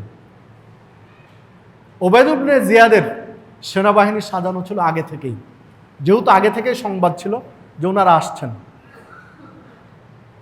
তো হুসাইন রাদিয়াল্লাহু আনহু চাইলেন যে আর কুফায় নয়, সরাসরি ইয়াজিদের দরবারে যাওয়ার চেষ্টা করি, ইয়াজিদের সাথে কথা বলি, সেখানে হয় তাকে মেনে নেবেন, না হলে তার সাথে বোঝাপড়া হবে, কি হবে না হবে। তো তিনি সরাসরি কুফায় না গিয়ে ইয়াজিদের কাছে যাবেন এই চিন্তা করলেন। ইতিমধ্যে উবাইদুল বিন জিয়াদের সেনাবাহিনী তাকে ঘিরে ফেলল। যখন ঘিরে ফেলল, পরিস্থিতি, অনেক কথাবার্তা চলতে থাকলো, পরিস্থিতি এতটাই নাজুক হলো যে নিশ্চিত যুদ্ধ বেঁধে যাবে। তখন 3টা প্রস্তাব দিলেন হুসাইন রাদিয়াল্লাহু আনহু উবাইদুল বিন জিয়াদকে। 3টা প্রস্তাবের 1 নম্বর দিলেন যে তোমরা আমাকে ইয়াজিদের কাছে নিয়ে চলো, তোমাদের সৈন্য প্রহরাই ইয়াজিদের কাছে নিয়ে চলো, আমি সরাসরি ইয়াজিদের সাথে কথা বলতে চাই। যদি আমি বায়াত করতেই হয় তো তোমাদের হাতে নয়, সরাসরি আমি ইয়াজিদের হাতে হাত রেখে বায়াত করব, খলিফার হাতে হাত রেখে বায়াত করব। 1, যদি তোমরা এই প্রস্তাবে রাজি না হও, তাহলে 2য় প্রস্তাব আমার যে তোমরা আমাকে ছেড়ে দাও, আমি মক্কা অথবা মদিনায় চলে যাই, যেখান থেকে এসেছি ফিরে চলে যাব ওখানে, আমি আর কোনোদিন কুফায় এই এলাকায় আসবো না, মক্কা মদিনাতে আমি আজীবন থেকে যাব, আমাকে চলে যেতে দাও। যদি তোমরা এই প্রস্তাবও না রাজি হও, না মেনে নাও, তাহলে তোমরা আমাকে যে কোনো সীমান্ত এলাকায় চলে যেতে দাও, মুসলিম বিশ্বের যে সীমান্ত এলাকা আছে যে কোনো সীমান্তে চলে যেতে দাও, আমি আজীবন সীমানা পাহারা দিয়ে আমার জীবন শেষ করে দিতে চাই। এই 3টা প্রস্তাব দিলেন। 3টা প্রস্তাবের একটাও রাজি হলো না প্রাদেশিক গভর্নর উবাইদুল বিন জিয়াদ। উবাইদুল বিন জিয়াদের কথা হলো যে ইয়াজিদের হাতে নয়, আমার হাতে বায়াত করতে হবে ইয়াজিদের পক্ষে, ইয়াজিদকে খলিফা মেনে নেওয়ার শর্তে আমার হাতে বায়াত করতে হবে। আর এনার কথা না, আমি যদি বায়াত করতে হয় আমি সরাসরি ইয়াজিদের হাতে করব। ঐতিহাসিকরা বলছেন যে তার এটা যুক্তি ছিল, ঐতিহাসিকদের যেটা বিশ্লেষণ, যে হুসাইন রাদিয়াল্লাহু আনহু একটা যুক্তি ছিল, কারণ হুসাইন রাদিয়াল্লাহু আনহু তো যোগ্যতম ব্যক্তি, তো তিনি যার তার হাতে কেন বায়াত নেবেন, উনি সরাসরি খলিফার হাতে বায়াত নেবেন। হয়তো এটা ছিল তার দৃষ্টিভঙ্গি, আল্লাহু আলাম, আল্লাহ ভালো জানেন। এটা ঐতিহাসিকদের বিশ্লেষণ যে হয়তো বা হুসাইন রাদিয়াল্লাহু আনহুর দৃষ্টিভঙ্গি হচ্ছিল যে আমি আমার মতো ব্যক্তি তোমার হাতে কেন বায়াত নেব, আমি সরাসরি খলিফার হাতে বায়াত নেব যদি নিতেই হয়, আর না হলে তার সাথে আলোচনা করে যেটা হয় সেটা হবে। কিন্তু 3টার কোনো একটা প্রস্তাবও রাজি হলো না, মেনে নিল না। শেষ পর্যন্ত যুদ্ধ বেঁধে গেল। এক পর্যায়ে একটার পর একটা মারা যেতে থাকলো হুসাইন রাদিয়াল্লাহু আনহুর সঙ্গী সাথীরা, কারণ তারা তো যুদ্ধ করার মতো অস্ত্র শস্ত্রে সজ্জিত হয়ে আসেননি, খুব স্বাভাবিকভাবে আসছিলেন। তো যখন সাথীরা নিহত হচ্ছিলেন, তখন তিনি আল্লাহর কাছে প্রার্থনা করেছিলেন। ওই যুদ্ধে যারা ছিলেন তার সাথীরা তারাই প্রার্থনাগুলো লিখেছেন যে আল্লাহ তুমি এদেরকে ছাড় দিও না, এই ইরাক কুফাবাসীকে ছাড় দিও না, যারা আমাকে খলিফা হিসেবে বায়াত করবে এই জন্য ডেকে নিয়ে আমার সাথে প্রতারণা করে আমাকে তারা হত্যা করছে, তাদেরকে তুমি ছেড়ে দিও না, তাদের উপর অভিশাপ থাকলো। এই দোয়া, এই প্রার্থনা তিনি করেছিলেন শেষ মুহূর্তে। শেষ পর্যন্ত হুসাইন রাদিয়াল্লাহু আনহুকে হত্যা করা হলো। সেটি ছিল মুহররমের 10 তারিখ, যেটাকে বলা হয় কারবালার ট্র্যাজেডি। ইতিহাসের এক নির্মম ঘটনা ছিল এটি। হুসাইন রাদিয়াল্লাহু আনহুর মাথা কেটে হত্যা করেছিল উবাইদুল বিন জিয়াদের সেনাবাহিনীর একজন সৈন্য, সিমার নামক একজন সৈন্য হত্যা করেছিল। হত্যা করার পরে হুসাইন রাদিয়াল্লাহু আনহুর দেহ থেকে মাথাটা কেটে নেওয়া হয়েছিল। তো এইটা সিমারই করেছিল, কেউ বলছেন না অন্য আর একজন সৈন্য করেছিল, আর কেউ বলেছেন না সিমার হত্যা করে সিমারই এটা করেছিল। এই মাথাটা কেটে নিয়ে অনেকেই বলেছেন এটা ইয়াজিদের কাছে নিয়ে যাওয়া হয়েছিল, তবে প্রামাণ্য ঐতিহাসিকরা বিশেষ করে ইমাদউদ্দিন ইবনে কাসির, তাফসিরে ইবনে কাসিরের লেখক, বেদায়া নেহায়ের মধ্যে, এরপরে ইবনে হাজার আসকালানি আর তাহজিবের মধ্যে গ্রহণযোগ্য ঐতিহাসিকরা বলছেন না, এই মাথা ইয়াজিদের কাছে নিয়ে যাওয়া হয়নি, উবাইদুল বিন জিয়াদের কাছে নিয়ে যাওয়া হয়েছিল। হাদিসে একটা ইঙ্গিত আছে উবাইদুল বিন জিয়াদের কথা। হাদিসটা আনাস রাদিয়াল্লাহু আনহু তখন বেঁচে ছিলেন। আনাস রাদিয়াল্লাহু আনহু তখন বেঁচে ছিলেন, ওই 60 জন সাহাবীর মধ্যে উনি একজন যারা বেঁচে ছিলেন। আনাস রাদিয়াল্লাহু আনহু ইয়াজিদকে খলিফা হিসেবে কিন্তু মেনে নিয়েছিলেন, বায়াত করেছিলেন।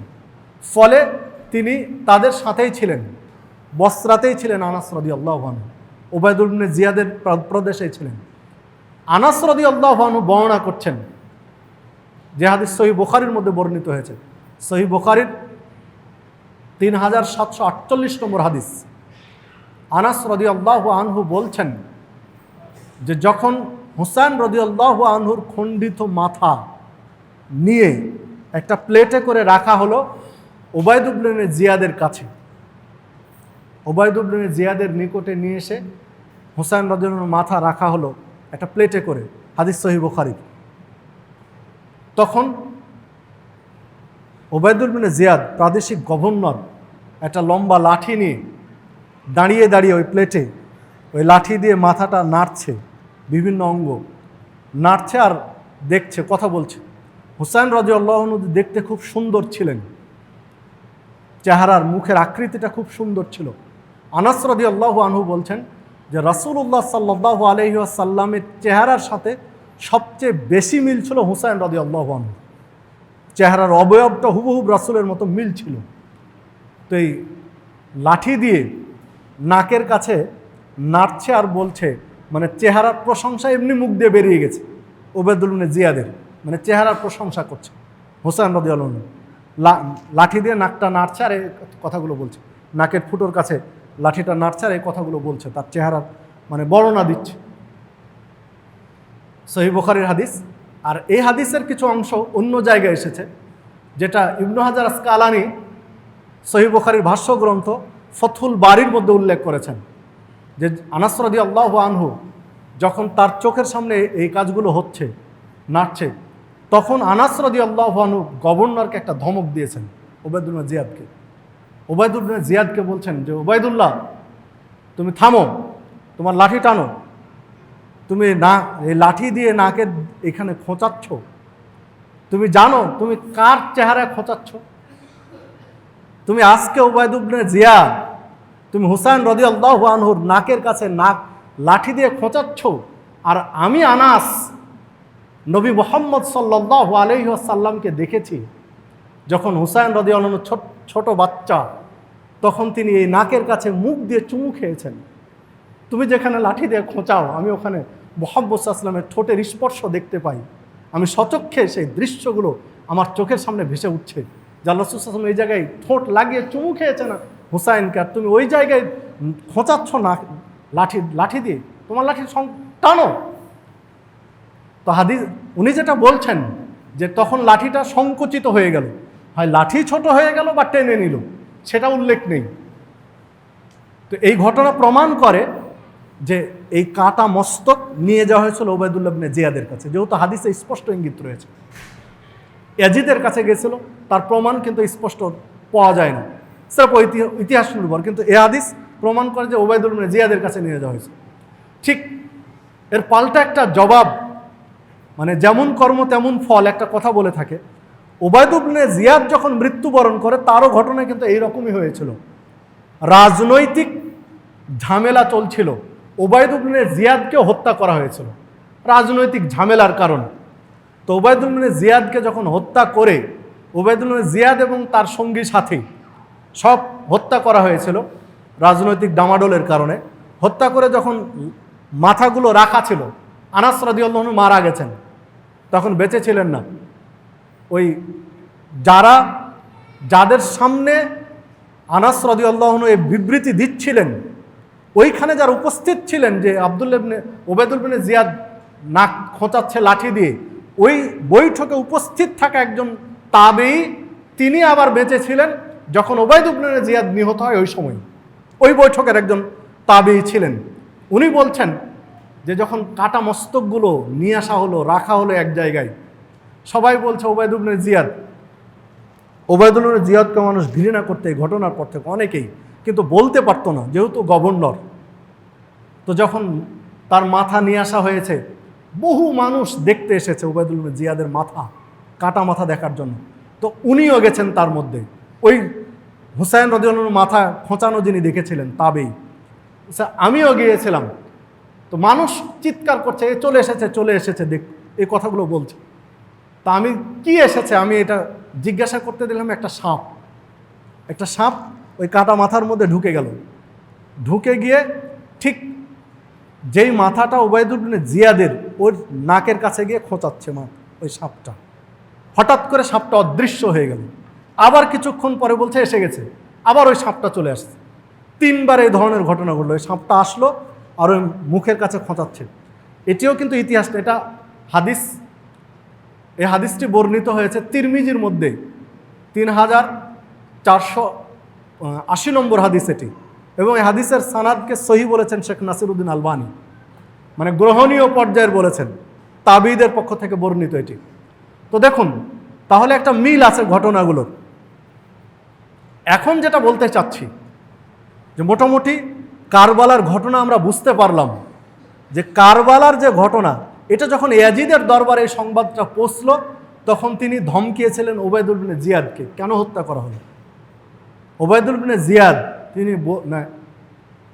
ইয়াজিদ তিনি কেঁদে কেঁদে বলেছিলেন, সেটা ইতিহাসে বলেছিলেন যে ওবায়দুল ইবনে জিয়াদ তুমি এটা কি করলে? আমি তো তাকে হত্যা করতে বলিনি, আমি স্রেফ তার আনুগত্য চেয়েছিলাম, কেবল হুসাইনের আনুগত্য চেয়েছিলাম, আমি তো লাশ চাইনি, তুমি এটা কি করলে? যদি হুসাইন রাদিয়াল্লাহু আনহুর রক্তের সম্পর্ক তুমি বুঝতে জানতে, তাহলে কি তুমি তাকে হত্যা করতে পারতে? তুমি তাকে মেরে দিলে। আল্লাহ, তুমি আমার আর উবাইদুল ইবনে জিয়াদের মধ্যে ফয়সালা করিও হুসাইনের বিষয়ে, আমি কিন্তু তাকে হত্যা করতে বলিনি, ও হত্যা করেছে, তুমি ওর ফয়সালা করো, আমাকে তার থেকে রক্ষা করিও। এই কথাগুলো ছিল ইয়াজিদের, মানে যেই ইতিহাসগুলো বহুকাল আগের, প্রায় 700-800 বছর আগের যারা মুসলিম ঐতিহাসিক, যারা তাফসির বা বিভিন্ন গ্রন্থ লিখেছেন হাদিসের, তাদের ইতিহাস থেকে এই তথ্যগুলো উঠে এসেছে। তাহলে এগুলোতেও বোঝা যায় যে ইয়াজিদ ওবায়দুল ইবনে জিয়াদকে দোষেছেন, নিজের ঘাড়ে দোষ নেননি। এক, দ্বিতীয়ত বন্দি করে আনা হলো যারা বেঁচে ছিলেন হুসাইন রাদিয়াল্লাহু আনহুর পরিবার, তারা ইয়াজিদের দরবারে বন্দি করে নিয়ে আসা হয়েছিল। তো ইয়াজিদ তাদের বন্দি করে রাখেননি, 3 দিন তার বাড়িতে যথেষ্ট আদর আপ্যায়নে রেখে সৈন্যবাহিনী দিয়ে মদিনায় পাঠিয়ে দিয়েছিলেন, যে কয়েকজন সদস্য বেঁচে ছিলেন হুসাইনের পরিবারের, তো তাদেরকে পাঠিয়ে দিয়েছিলেন। এটাও অনেকে ঐতিহাসিক বলছেন, যদি ইয়াজিদেরই দুরূহ সন্ধি হতো হুসাইন রাদিয়াল্লাহু আনহুকে হত্যা করা, তাহলে তার মানে পরিবারের সাথে এত সম্মানজনক আচরণ করার কথা নয়, যা ইতিহাসে মিলে না, এত সম্মানজনক আচরণ করার কথা নয়। এবং বারবার ইয়াজিদ একদম মৃত্যুর দিনও, যখন মৃত্যু শয্যায় শায়িত, তখনও তিনি ওই কথাটা স্মরণ করছিলেন যে আল্লাহ, তুমি হুসাইন রাদিয়াল্লাহু আনহুর মৃত্যুর ব্যাপারে ওবায়দুল ইবনে জিয়াদ আর আমার মধ্যে ফয়সালা করো, আমি এর জন্য দোষী নই, আমি তার আনুগত্য চেয়েছিলাম, কিন্তু হত্যা করেছে ওবায়দুল ইবনে জিয়াদ, এদিকে গিয়েছে। এরপরে আরেকটি হাদিস পাওয়া যায় সহিহ বুখারীর, দীর্ঘদিন পরে এসব ঘটনার পরবর্তীতে একদিন ইরাকের একজন মানুষ মাছি হত্যা করা যাবে কি না এইটা জিজ্ঞাসা করছেন ইবনে উমর রাদিয়াল্লাহু আনহুকে। 61 হিজরির পরের ঘটনা, কারবালার ঘটনার বেশ পরের ঘটনা। তো ইবনে উমর রাদিয়াল্লাহু আনহু, আব্দুল্লাহ ইবনে উমর রাদিয়াল্লাহু আনহুকে ইরাকের একজন মানুষ, কুফার একজন মানুষ জিজ্ঞাসা করছেন মাছি হত্যা করা যাবে কি যাবে না। তখন অনেক উপস্থিত লোকজন আছে, জিজ্ঞাসা করলেন তোমার বাড়ি কোথায়? বললেন ইরাকের কুফায়। তখন একটা ধমক দিয়েছেন, ধমক দিয়ে উপস্থিত মানুষকে জিজ্ঞাসা করে বলছেন যে দেখো এই লোকটাকে দেখো, এই লোকটার বাড়ি হলো ইরাকের কুফায়, ও আমাকে জিজ্ঞাসা করে মাছি হত্যা করা যাবে কিনা। কোন হাদিসে এসেছে এহরাম অবস্থায় মাছি হত্যা করা যাবে কিনা, আর কোনো জায়গায় এসেছে শুধু মাছি হত্যা করা যাবে কিনা, এহরামের কথা নেই। যে ও আমাকে জিজ্ঞাসা করে মাছি হত্যা করা যাবে না, অথচ এরা কি পরিমাণের বদ যে মুহাম্মদ সাল্লাল্লাহু আলাইহি ওয়াসাল্লামের নাতিকে হত্যা করেছে, ওদের হাত কাঁপেনি, আর এখন মাছি হত্যার ফতোয়া আমার কাছে জিজ্ঞাসা করছে। ওকে কি বলা যায় তোমরা বলো দেখি। মানে এক ধমক দিয়ে কথাগুলো বলছেন যে মুহাম্মদ সাল্লাল্লাহু আলাইহি ওয়াসাল্লামের নাতিকে তোমরা হত্যা করেছো, তোমাদের বুক কাঁপেনি, আর তোমরা মাছি হত্যার ফতোয়া আমার কাছে জানার জন্য তোমরা আমার কাছে এসেছো, যে ইবনে উমরের কাছে মাছি হত্যার ফতোয়া জিজ্ঞাসা করবো, এই জন্য তুমি মদিনায় এসেছো। তো এ হাদিস সহিহ বুখারীর। এ হাদিসও ইঙ্গিত কুফাবাসীকে দোষলেন। এ হাদিসেও ইয়াজিদকে কিন্তু দোষ দিলেন না ইবনে উমর। ঠিক মৃত্যুর পূর্বে যেই প্রার্থনা করেছিলেন, ভাষণ দিয়েছিলেন হুসাইন রাদিয়াল্লাহু আনহু, ওইখানেও কিন্তু তিনি ইয়াজিদকে দোষারোপ করেননি।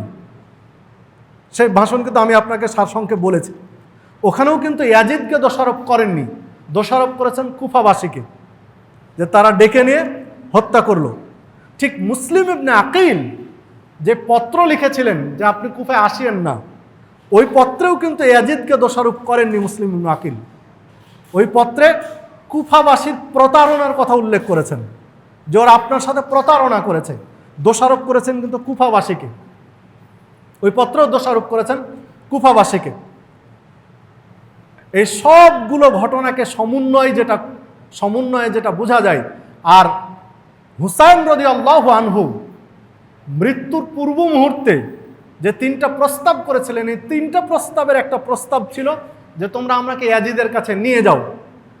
মানে ইয়াজিদ তাকে হত্যা করবেন না, মেরে ফেলবেন না, এই বিশ্বাস হুসাইন রাদিয়াল্লাহু আনহু ছিল। এই বিশ্বাস তার ছিল, এই ইঙ্গিত পাওয়া যায় তার বক্তব্যে। যেহেতু তিনি যেতে চেয়েছেন তার কাছে, যদি তিনি ভাবতেন যে আমাকে এখানেও যেমন হত্যা করা হচ্ছে ওখানেও আমাকে হত্যা করা হবে, তাহলে তার কাছে যাওয়ার প্রশ্নই ওঠে না। তার কাছে যাওয়ার প্রস্তাব তিনি দিতেন না। তিনি প্রস্তাব দিয়েছিলেন তার কাছে যাওয়ার, মানে তারা তাকে হত্যা করবেন না, এই বিশ্বাস তার ছিল এক। আরেকটা হলো আল্লাহ রাসূল সাল্লাল্লাহু আলাইহি ওয়াসাল্লাম কিছু ভবিষ্যৎবাণী করেছিলেন মুয়াবিয়া রাদিয়াল্লাহু আনহুকে। যে ভবিষ্যৎবাণীগুলোতে ইঙ্গিত ছিল যে মুয়াবিয়া রাদিয়াল্লাহু আনহুর পরবর্তী প্রজন্ম, এর দ্বারা মুহাম্মদ সাল্লাল্লাহু আলাইহি ওয়াসাল্লামের পরবর্তী প্রজন্ম ক্ষতিগ্রস্ত হবে, এই ইঙ্গিত ছিল ভবিষ্যৎবাণীতে। ফলশ্রুতিতে মুয়াবিয়া রাদিয়াল্লাহু আনহু, ওটি আবার হাদিস এবং হাদিস সহিহ, মুয়াবিয়া রাদিয়াল্লাহু আনহু ইয়াজিদকে, নিজ সন্তানকে একটা উপদেশ দিয়েছিলেন। উপদেশের মধ্যে ছিল যে ইয়াজিদ, তুমি হুসাইনের বিষয়ে সাবধান থাকবে, এমনকি হুসাইন আর তোমার মধ্যে যদি যুদ্ধ হয় আর তুমি যদি বিজয় লাভ করো তাহলে হুসাইনকে ক্ষমা করবে। তুমি বিজয়ী হয়েছ তাই প্রতিশোধ নিবে, এই কাজ করো না বেটা। কারণ হুসাইনের রক্ত সম্পর্ক অনেক মূল্যের, যেটা কোনো কিছু দিয়ে তুমি মানে ওজন করতে পারবে না। কারণ হুসাইন সরাসরি মুহাম্মদ সাল্লাল্লাহু আলাইহি ওয়াসাল্লামের সাথে কানেকশান, বংশ ওই দিকের। বিধায় তুমি যদি এই হুসাইনের বিরুদ্ধে যুদ্ধ করে বিজয় লাভ করো, তবুও তুমি হুসাইনকে ক্ষমা করবে, তাকে তুমি প্রতিশোধ নিবে না তার কাছে, এই কথা বলেছিলেন, যেটা হাদিস সহিহ। তো এইটা তো হুসাইন রাদিয়াল্লাহু আনহু জানতেন, এই বিষয়টা উনিও জানতেন। বিধায় ইয়াজিদ তাকে হত্যা করবেন না, এই দৃঢ় বিশ্বাস তার ছিল, যার কারণে তিনি যেতে চেয়েছিলেন। তো সব ইঙ্গিত দিচ্ছে যে ইয়াজিদ এর জন্য মানে মূল দায়ী নয়। এই কারবালার ট্র্যাজেডির জন্য পুরোপুরি দায়ী ইয়াজিদের উপরে বর্তায় না। হ্যাঁ, কিছু দোষারোপ যদি করা যায় এতটুকু যে উনি ছিলেন রাষ্ট্রীয় ক্ষমতায়, খলিফা, এই হিসাবে দায়ভার তার কাছে যেতে পারে, কিন্তু মূল দায়ভার নয়। মূল দায়ভার আসে উবাইদুল ইবনে জিয়াদের কাছে, যে প্রাদেশিক গভর্নরের নির্দেশে হত্যাটা হয়েছে। আর আসে সীমারের, যে সরাসরি হত্যা করেছে। আর আসে কুফাবাসীর, যারা তার সাথে প্রতারণাটা করেছে। যেহেতু তাকে প্রস্তাব দিয়েছে, চিঠির পরে চিঠি বায়াত করেছে, বিধায় জীবন বাজি রেখে হলেও এই 18,000 বা 20,000 বা 12,000 বা 4,000 এই লোকগুলোকে হুসাইন রাদিয়াল্লাহু আনহুর সাথে সাথ দিতে হতো, জীবন বাজি রেখে হলেও, যেহেতু তারা তাকে ডেকে নিয়েছেন। কিন্তু তারা একজনও সাথ দেয়নি, একজনও না। তো তারা সরাসরি প্রতারণা করেছেন, এই দোষারোপ এদের কাছে গিয়েছে। বিধায় হুসাইন রাদিয়াল্লাহু আনহুর এই ঘটনার কারণে ইয়াজিদকে দোষারোপ করা উচিত নয়। এটা সালাফদের বিশ্লেষণ, সালাফে সালেহিনের মুহাদ্দিসদের বিশ্লেষণ, যে ইয়াজিদকে দোষারোপ করা, গালিগালাজ করা, এটা সুন্নাহ পরিপন্থী। তাকে দোষারোপ করাও যাবে না, তার বিরুদ্ধে কিছু বলাও ঠিক নয়, চুপ থাকতে হবে। ইয়াজিদের সম্পর্কে চুপ থাকতে হবে, আল্লাহ ফায়সালা করবেন। মূল ঘটনা আল্লাহ ভালো জানেন। কি হয়েছে সে অনুযায়ী যা ফায়সালা আল্লাহ করবেন। যেহেতু আমরা স্পষ্ট নই, বিধায় ইয়াজিদকে মালাউন, কাফের বা ইত্যাদি ফতোয়া দিয়ে বা হুসাইন রাদিয়াল্লাহু হত্যাকারী, ঘাতক ফতোয়া দিয়ে জাতামাতা বলবো, এটা কোনো মুসলিমের জন্য উচিত নয়। এটা সালাফদের বিশ্লেষণ। বিধায় ইয়াজিদের বিষয়ে আপনাকে আমাকে সংযত থাকতে হবে। দায়ী কুফাবাসী, দায়ী ওবায়দুল্লাহ ইবনে জিয়াদ, দায়ী সীমা। ইয়াজিদ সরাসরি দায়ী নয়।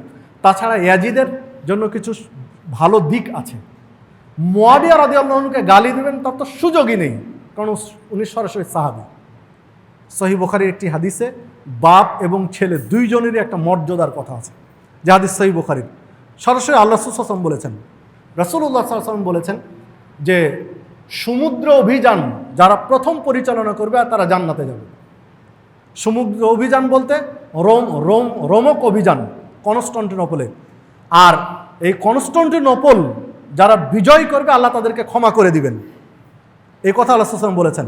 আর সমুদ্র অভিযান প্রথম পরিচালনা করেছিলেন মুয়াবিয়া রাদিয়াল্লাহু আনহু। তার নেতৃত্বে তিনি সেনাপতি ছিলেন, বিধায় তিনি জান্নাতের সুসংবাদ একটা এখানে ইঙ্গিত আছে। আর যারা কনস্টান্টিনোপল বিজয় করবে আল্লাহ তাদেরকে ক্ষমা করে দিবেন, আল্লাহ রাসূল সাল্লাল্লাহু আলাইহি ওয়াসাল্লাম বলেছেন। আর কনস্টান্টিনোপল বিজয়ের যিনি সেনাপতি ছিলেন তিনি ছিলেন ইয়াজিদ। মুয়াবিয়ার শাসন আমলে ইয়াজিদের নেতৃত্বে কনস্টান্টিনোপল বিজয় হয়েছে, রোমকদের রাজধানী বিজয় হয়েছে। আর এই কনস্টান্টিনোপল যখন বিজয় হয় যেই দিন, যে অভিযানে, এই অভিযানে সেনাপতি ছিলেন ইয়াজিদ, আর সাধারণ সৈনিক ছিলেন হুসাইন রাদিয়াল্লাহু আনহু, ইবনু উমার, ইবনে আব্বাস, ইবনু জুবায়ের। এরা ইনারা চারজনই মানে সাধারণ সৈনিক ছিলেন, সেনাপতি ছিলেন ইয়াজিদ। তাহলে আপনি কিভাবে গালি দিবেন? অনেক ঘোর প্যাঁচ আছে, অনেক কিছুই আছে। তার একটা ক্ষমার ঘোষণা আছে, ক্ষমা পাওয়ার একটা ঘোষণা আছে সরাসরি আল্লাহ রাসূলের কাছ থেকে। হুসাইন রাদিয়াল্লাহু আনহু তার নেতৃত্বে যুদ্ধ করেছেন, এদিকে একটা ইঙ্গিত আছে, অনেক কিছু আছে। বিধায় ইয়াজিদকে গালি দেওয়া কোনো মুসলিমের জন্য শ্রেয় নয়, উচিত নয়, বুদ্ধিমানের কাজ নয়। আল্লাহর উপরে ছেড়ে দিতে হবে, আল্লাহ যেটা ফয়সালা সেটা করবেন। গালি ইয়াজিদকে নয়, মুয়াবিয়া রাদিয়াল্লাহু আনহুকে গালি দেওয়ার তো প্রশ্নই উঠে না। এই খুতবা হয়তো বা নেটে যাবে, অনেকেই গালিগালাজ করবে যে ইয়াজিদের বংশধর খুতবা দিচ্ছে, এটা স্বাভাবিকভাবে। এর আগে একটা খুতবা দিয়েছিলাম যে আশুরায়ে মুহররম ইতিহাসের গোলক ধাঁধায় মুসলিমদের অবস্থান। এখন এখানে দিয়েছিলাম কি কোন মসজিদে মনে নেই, হয় এটা তো অথবা নাসিরাবাদে।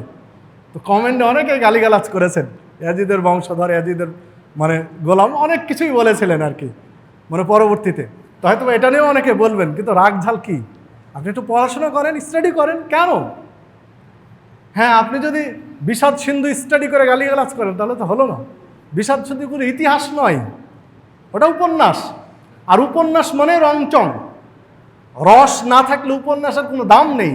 উপন্যাস মানে বিকৃতি, রস থাকবে। সত্য ঘটনা হুবহুব সত্য দিয়ে কোনো উপন্যাস নেই, কারণ ওটা উপন্যাসের সংজ্ঞাই পড়ে না। বিধায় ওটা উপন্যাস দিয়ে আপনি ইতিহাস বিশ্লেষণ করবেন, তা হবে না। একটু সাবধান থাকতে হবে, খেয়াল রাখতে হবে এগুলো বিষয়ে। আর এইটা সরাসরি শিয়াদের একটা ষড়যন্ত্র। এই দিন শোক পালন কেন করবেন? যদি হুসাইন রাদিয়াল্লাহু আনহুর কারণে শোক পালন করি, তাহলে একটু ইতিহাসে ফিরে যান। সময় অনেক নিয়ে ফেলেছে, সময় পার করে দিয়েছি, তো একটু শেষ করে দিই আর কয়েকটা মিনিট কথা বলে। যদি শোক পালন হবে, যদি শোক পালন করতেই হয়, তো হুসাইন রাদিয়াল্লাহু আনহুর মৃত্যু দিবস শোক পালন বেশি গুরুত্বের, না হুসাইন রাদিয়াল্লাহু আনহুর পিতা আলী রাদিয়াল্লাহু আনহু হত্যা দিবসটা বেশি শোকের? নিঃসন্দেহে আলী রাদিয়াল্লাহু আনহুর, কারণ আলী রাদিয়াল্লাহু আনহু জান্নাতের সুসংবাদ প্রাপ্ত সাহাবীদের একজন, রাসূলুল্লাহ সাল্লাল্লাহু আলাইহি ওয়াসাল্লামের একদম সাহচর্য সাথীদের একজন, রাসূল সাল্লাল্লাহু আলাইহি ওয়াসাল্লামের জামাইয়ের একজন, চাচাতো ভাইয়ের একজন। যেই দিক দিয়ে যাবেন অনেক কিছুই রয়েছে। আলী রাদিয়াল্লাহু আনহুকে নির্মমভাবে হত্যা করেছিল। ফজরের সালাতে তিনি মানুষকে ডাকতে ডাকতে যাচ্ছেন, এই কুফাতেই, এই ইরাকেই ফজরের সালাতে ডাকতে ডাকতে মসজিদে যাচ্ছেন। হঠাৎ করে একজন ব্যক্তি এসে ছুরির উপরে ছুরি মেরে, আবু লুলু নামে একজন ব্যক্তি ছুরির উপরে ছুরি আঘাত করে ওখানেই মেরে ফেলে দিয়েছিলেন আলী রাদিয়াল্লাহু আনহুকে। তো আলী রাদিয়াল্লাহু আনহুর হত্যা কম কষ্টের নয়। তাহলে শোক পালন হুসাইনের কেন? আলী রাদিয়াল্লাহু আনহুটা করা তো বেশি দরকার ছিল। যদি আলী রাদিয়াল্লাহু আনহুটা দেখি তাহলে এক, আরও যদি সামনে বাড়ি তাহলে উসমান রাদিয়াল্লাহু আনহু হত্যার কম ট্র্যাজেডি নয়। 700 বিদ্রোহী উসমান রাদিয়াল্লাহু আনহুর বাড়ি ঘিরাও করে আইয়ামে তাশরিক, কুরবানির যে অতিরিক্ত 3 দিন, এই 3 দিনের মধ্যে বাড়ি ঘিরাও করে প্রাচীর টপকিয়ে স্ত্রী সন্তানদের চোখের সামনে বুকের উপরে ছুরি মেরে হত্যা করেছিলেন উসমান রাদিয়াল্লাহু আনহুকে। স্ত্রী নায়েলা, উসমান রাদিয়াল্লাহু আনহুর স্ত্রী, বাধা দিতে গেছিলেন, তার 2টা আঙ্গুল খসে গেছিল হাত থেকে, একদম পুরো ছুটে গেছিল হাত থেকে। তো পরিবারের সামনে নির্মমভাবে হত্যা করেছিলেন। কোরআন পড়ছিলেন তখন তিনি, কোরআন পড়া অবস্থায় হত্যা করেছিল উসমান রাদিয়াল্লাহু আনহুকে। তাহলে উসমান রাদিয়াল্লাহু আনহুর হত্যা তো কম ট্র্যাজেডির নয়। তাহলে ওই দিন কেন শোক পালন করি না? যদি শোক পালন হয় তাহলে চলেন উমর রাদিয়াল্লাহু আনহুর হত্যাকাণ্ড দেখেন। উমর রাদিয়াল্লাহু আনহু, যাকে বলা হয়েছে নবী যদি কেউ হতো সেটা উমর হতো পরে, যার সম্পর্কে এত কথা, যার সম্পর্কে বলা হয়েছে যে শয়তান যদি দেখে রাস্তায় উমর আসে তাহলে রাস্তা ছেড়ে যায়। অথচ উমর রাদিয়াল্লাহু আনহু ফজরের সালাত আদায় করাচ্ছেন, সালাতে তিনি ইমামতি করছেন, তেলাওয়াত চলছে, জামাতে সালাত আদায় করছেন। এমত অবস্থা আব্দুর রহমান ইবনে মুলজিম একজন ব্যক্তি এসে বুকের উপরে ছুরি একটার পর একটা মারতে থাকলেন। চলন্ত সালাতে তিনি পড়ে গেলেন। পালাতে গিয়ে 2 দিকে যতজন সামনে এসেছে প্রত্যেকে ছুরি মারতে মারতে বেরিয়ে চলে গেলেন। উমর রাদিয়াল্লাহু আনহু মাত্র 2 দিন 2.5 দিন বেঁচে তিনি শহীদ হয়ে গেলেন। তো উমর রাদিয়াল্লাহু আনহুর হত্যা তো কম কষ্টের ছিল না মুসলিমদের জন্য। তো ওই দিন কেন শোক দিবস নেই? আব্দুল্লাহ ইবনে জুবায়ের এবং তালহা রাদিয়াল্লাহু আনহু, 2 জন সাহাবী, এদেরকে উষ্টির যুদ্ধে নির্মমভাবে হত্যা করেছিল মুনাফিক শ্রেণীর ইহুদি এবং খ্রিস্টানদের যোগ সাজস্য মুনাফিকরা। তো সেগুলো তো নেই। তো এতগুলো সাহাবী, আর মুহাম্মদ সাল্লাল্লাহু আলাইহি ওয়াসাল্লামের মৃত্যু তো কম কষ্টের নয়। মুসলিমদের প্রাণ বলি, মুসলিমদের প্রাণ মুহাম্মদ সাল্লাল্লাহু আলাইহি ওয়াসাল্লাম। তো মুহাম্মদ সাল্লাল্লাহু আলাইহি ওয়াসাল্লামের মৃত্যু দিবস তার শোক দিবস পালন হয় না। তো কোনো কিছুই হলো না, মাঝখানে হুসাইন কেন ঢুকে গেলেন শোক দিবসের জন্য? হুসাইন রাদিয়াল্লাহু আনহুর হত্যা নিঃসন্দেহে কষ্টের, তিনি শহীদ হয়েছেন, অবশ্যই কষ্টের, কিন্তু এর জন্য শোক দিবস পালন করা, বুক চাপড়ানো, শরীর রক্তাক্ত করা, তাজিয়া মিছিল বের করা, কফিন নিয়ে মিছিল করা, নিঃসন্দেহে এগুলো শিরক এবং বেদাতের সাথে সম্পৃক্ত। কোনো ব্যক্তি মারা গেলে 3 দিন তার শোক পালন করা যায়, 3 দিন। আর স্বামী মারা গেলে স্ত্রী শোক পালন করতে পারে 4 মাস 10 দিন, এর চেয়ে বেশি নয়। 1500 বছর আগের, 1400 বছর আগের, এখন শোক পালন করবেন, এটা ইতিহাস, এটা কোরআন হাদিস সম্মত নয়। বিধায় আপনাকে আমাকে ফিরে আসতে হবে। আর মূল কথা আবারও ফিরে আসে যে কারবালার ট্র্যাজেডি আশুরায়ে মুহররমের সাথে কোনো সম্পর্ক নেই। আশুরায়ে মুহররম পালনের সাথে, মুহররমের সিয়াম পালনের সাথে কারবালার ট্র্যাজেডির কোনো সম্পর্ক নেই। আজকের সিয়াম, আশুরায়ে মুহররমের সিয়াম হবে নাজাতে মুসার নিয়তে, মুসা আলাইহিস সালাম মুক্তির নিয়তে।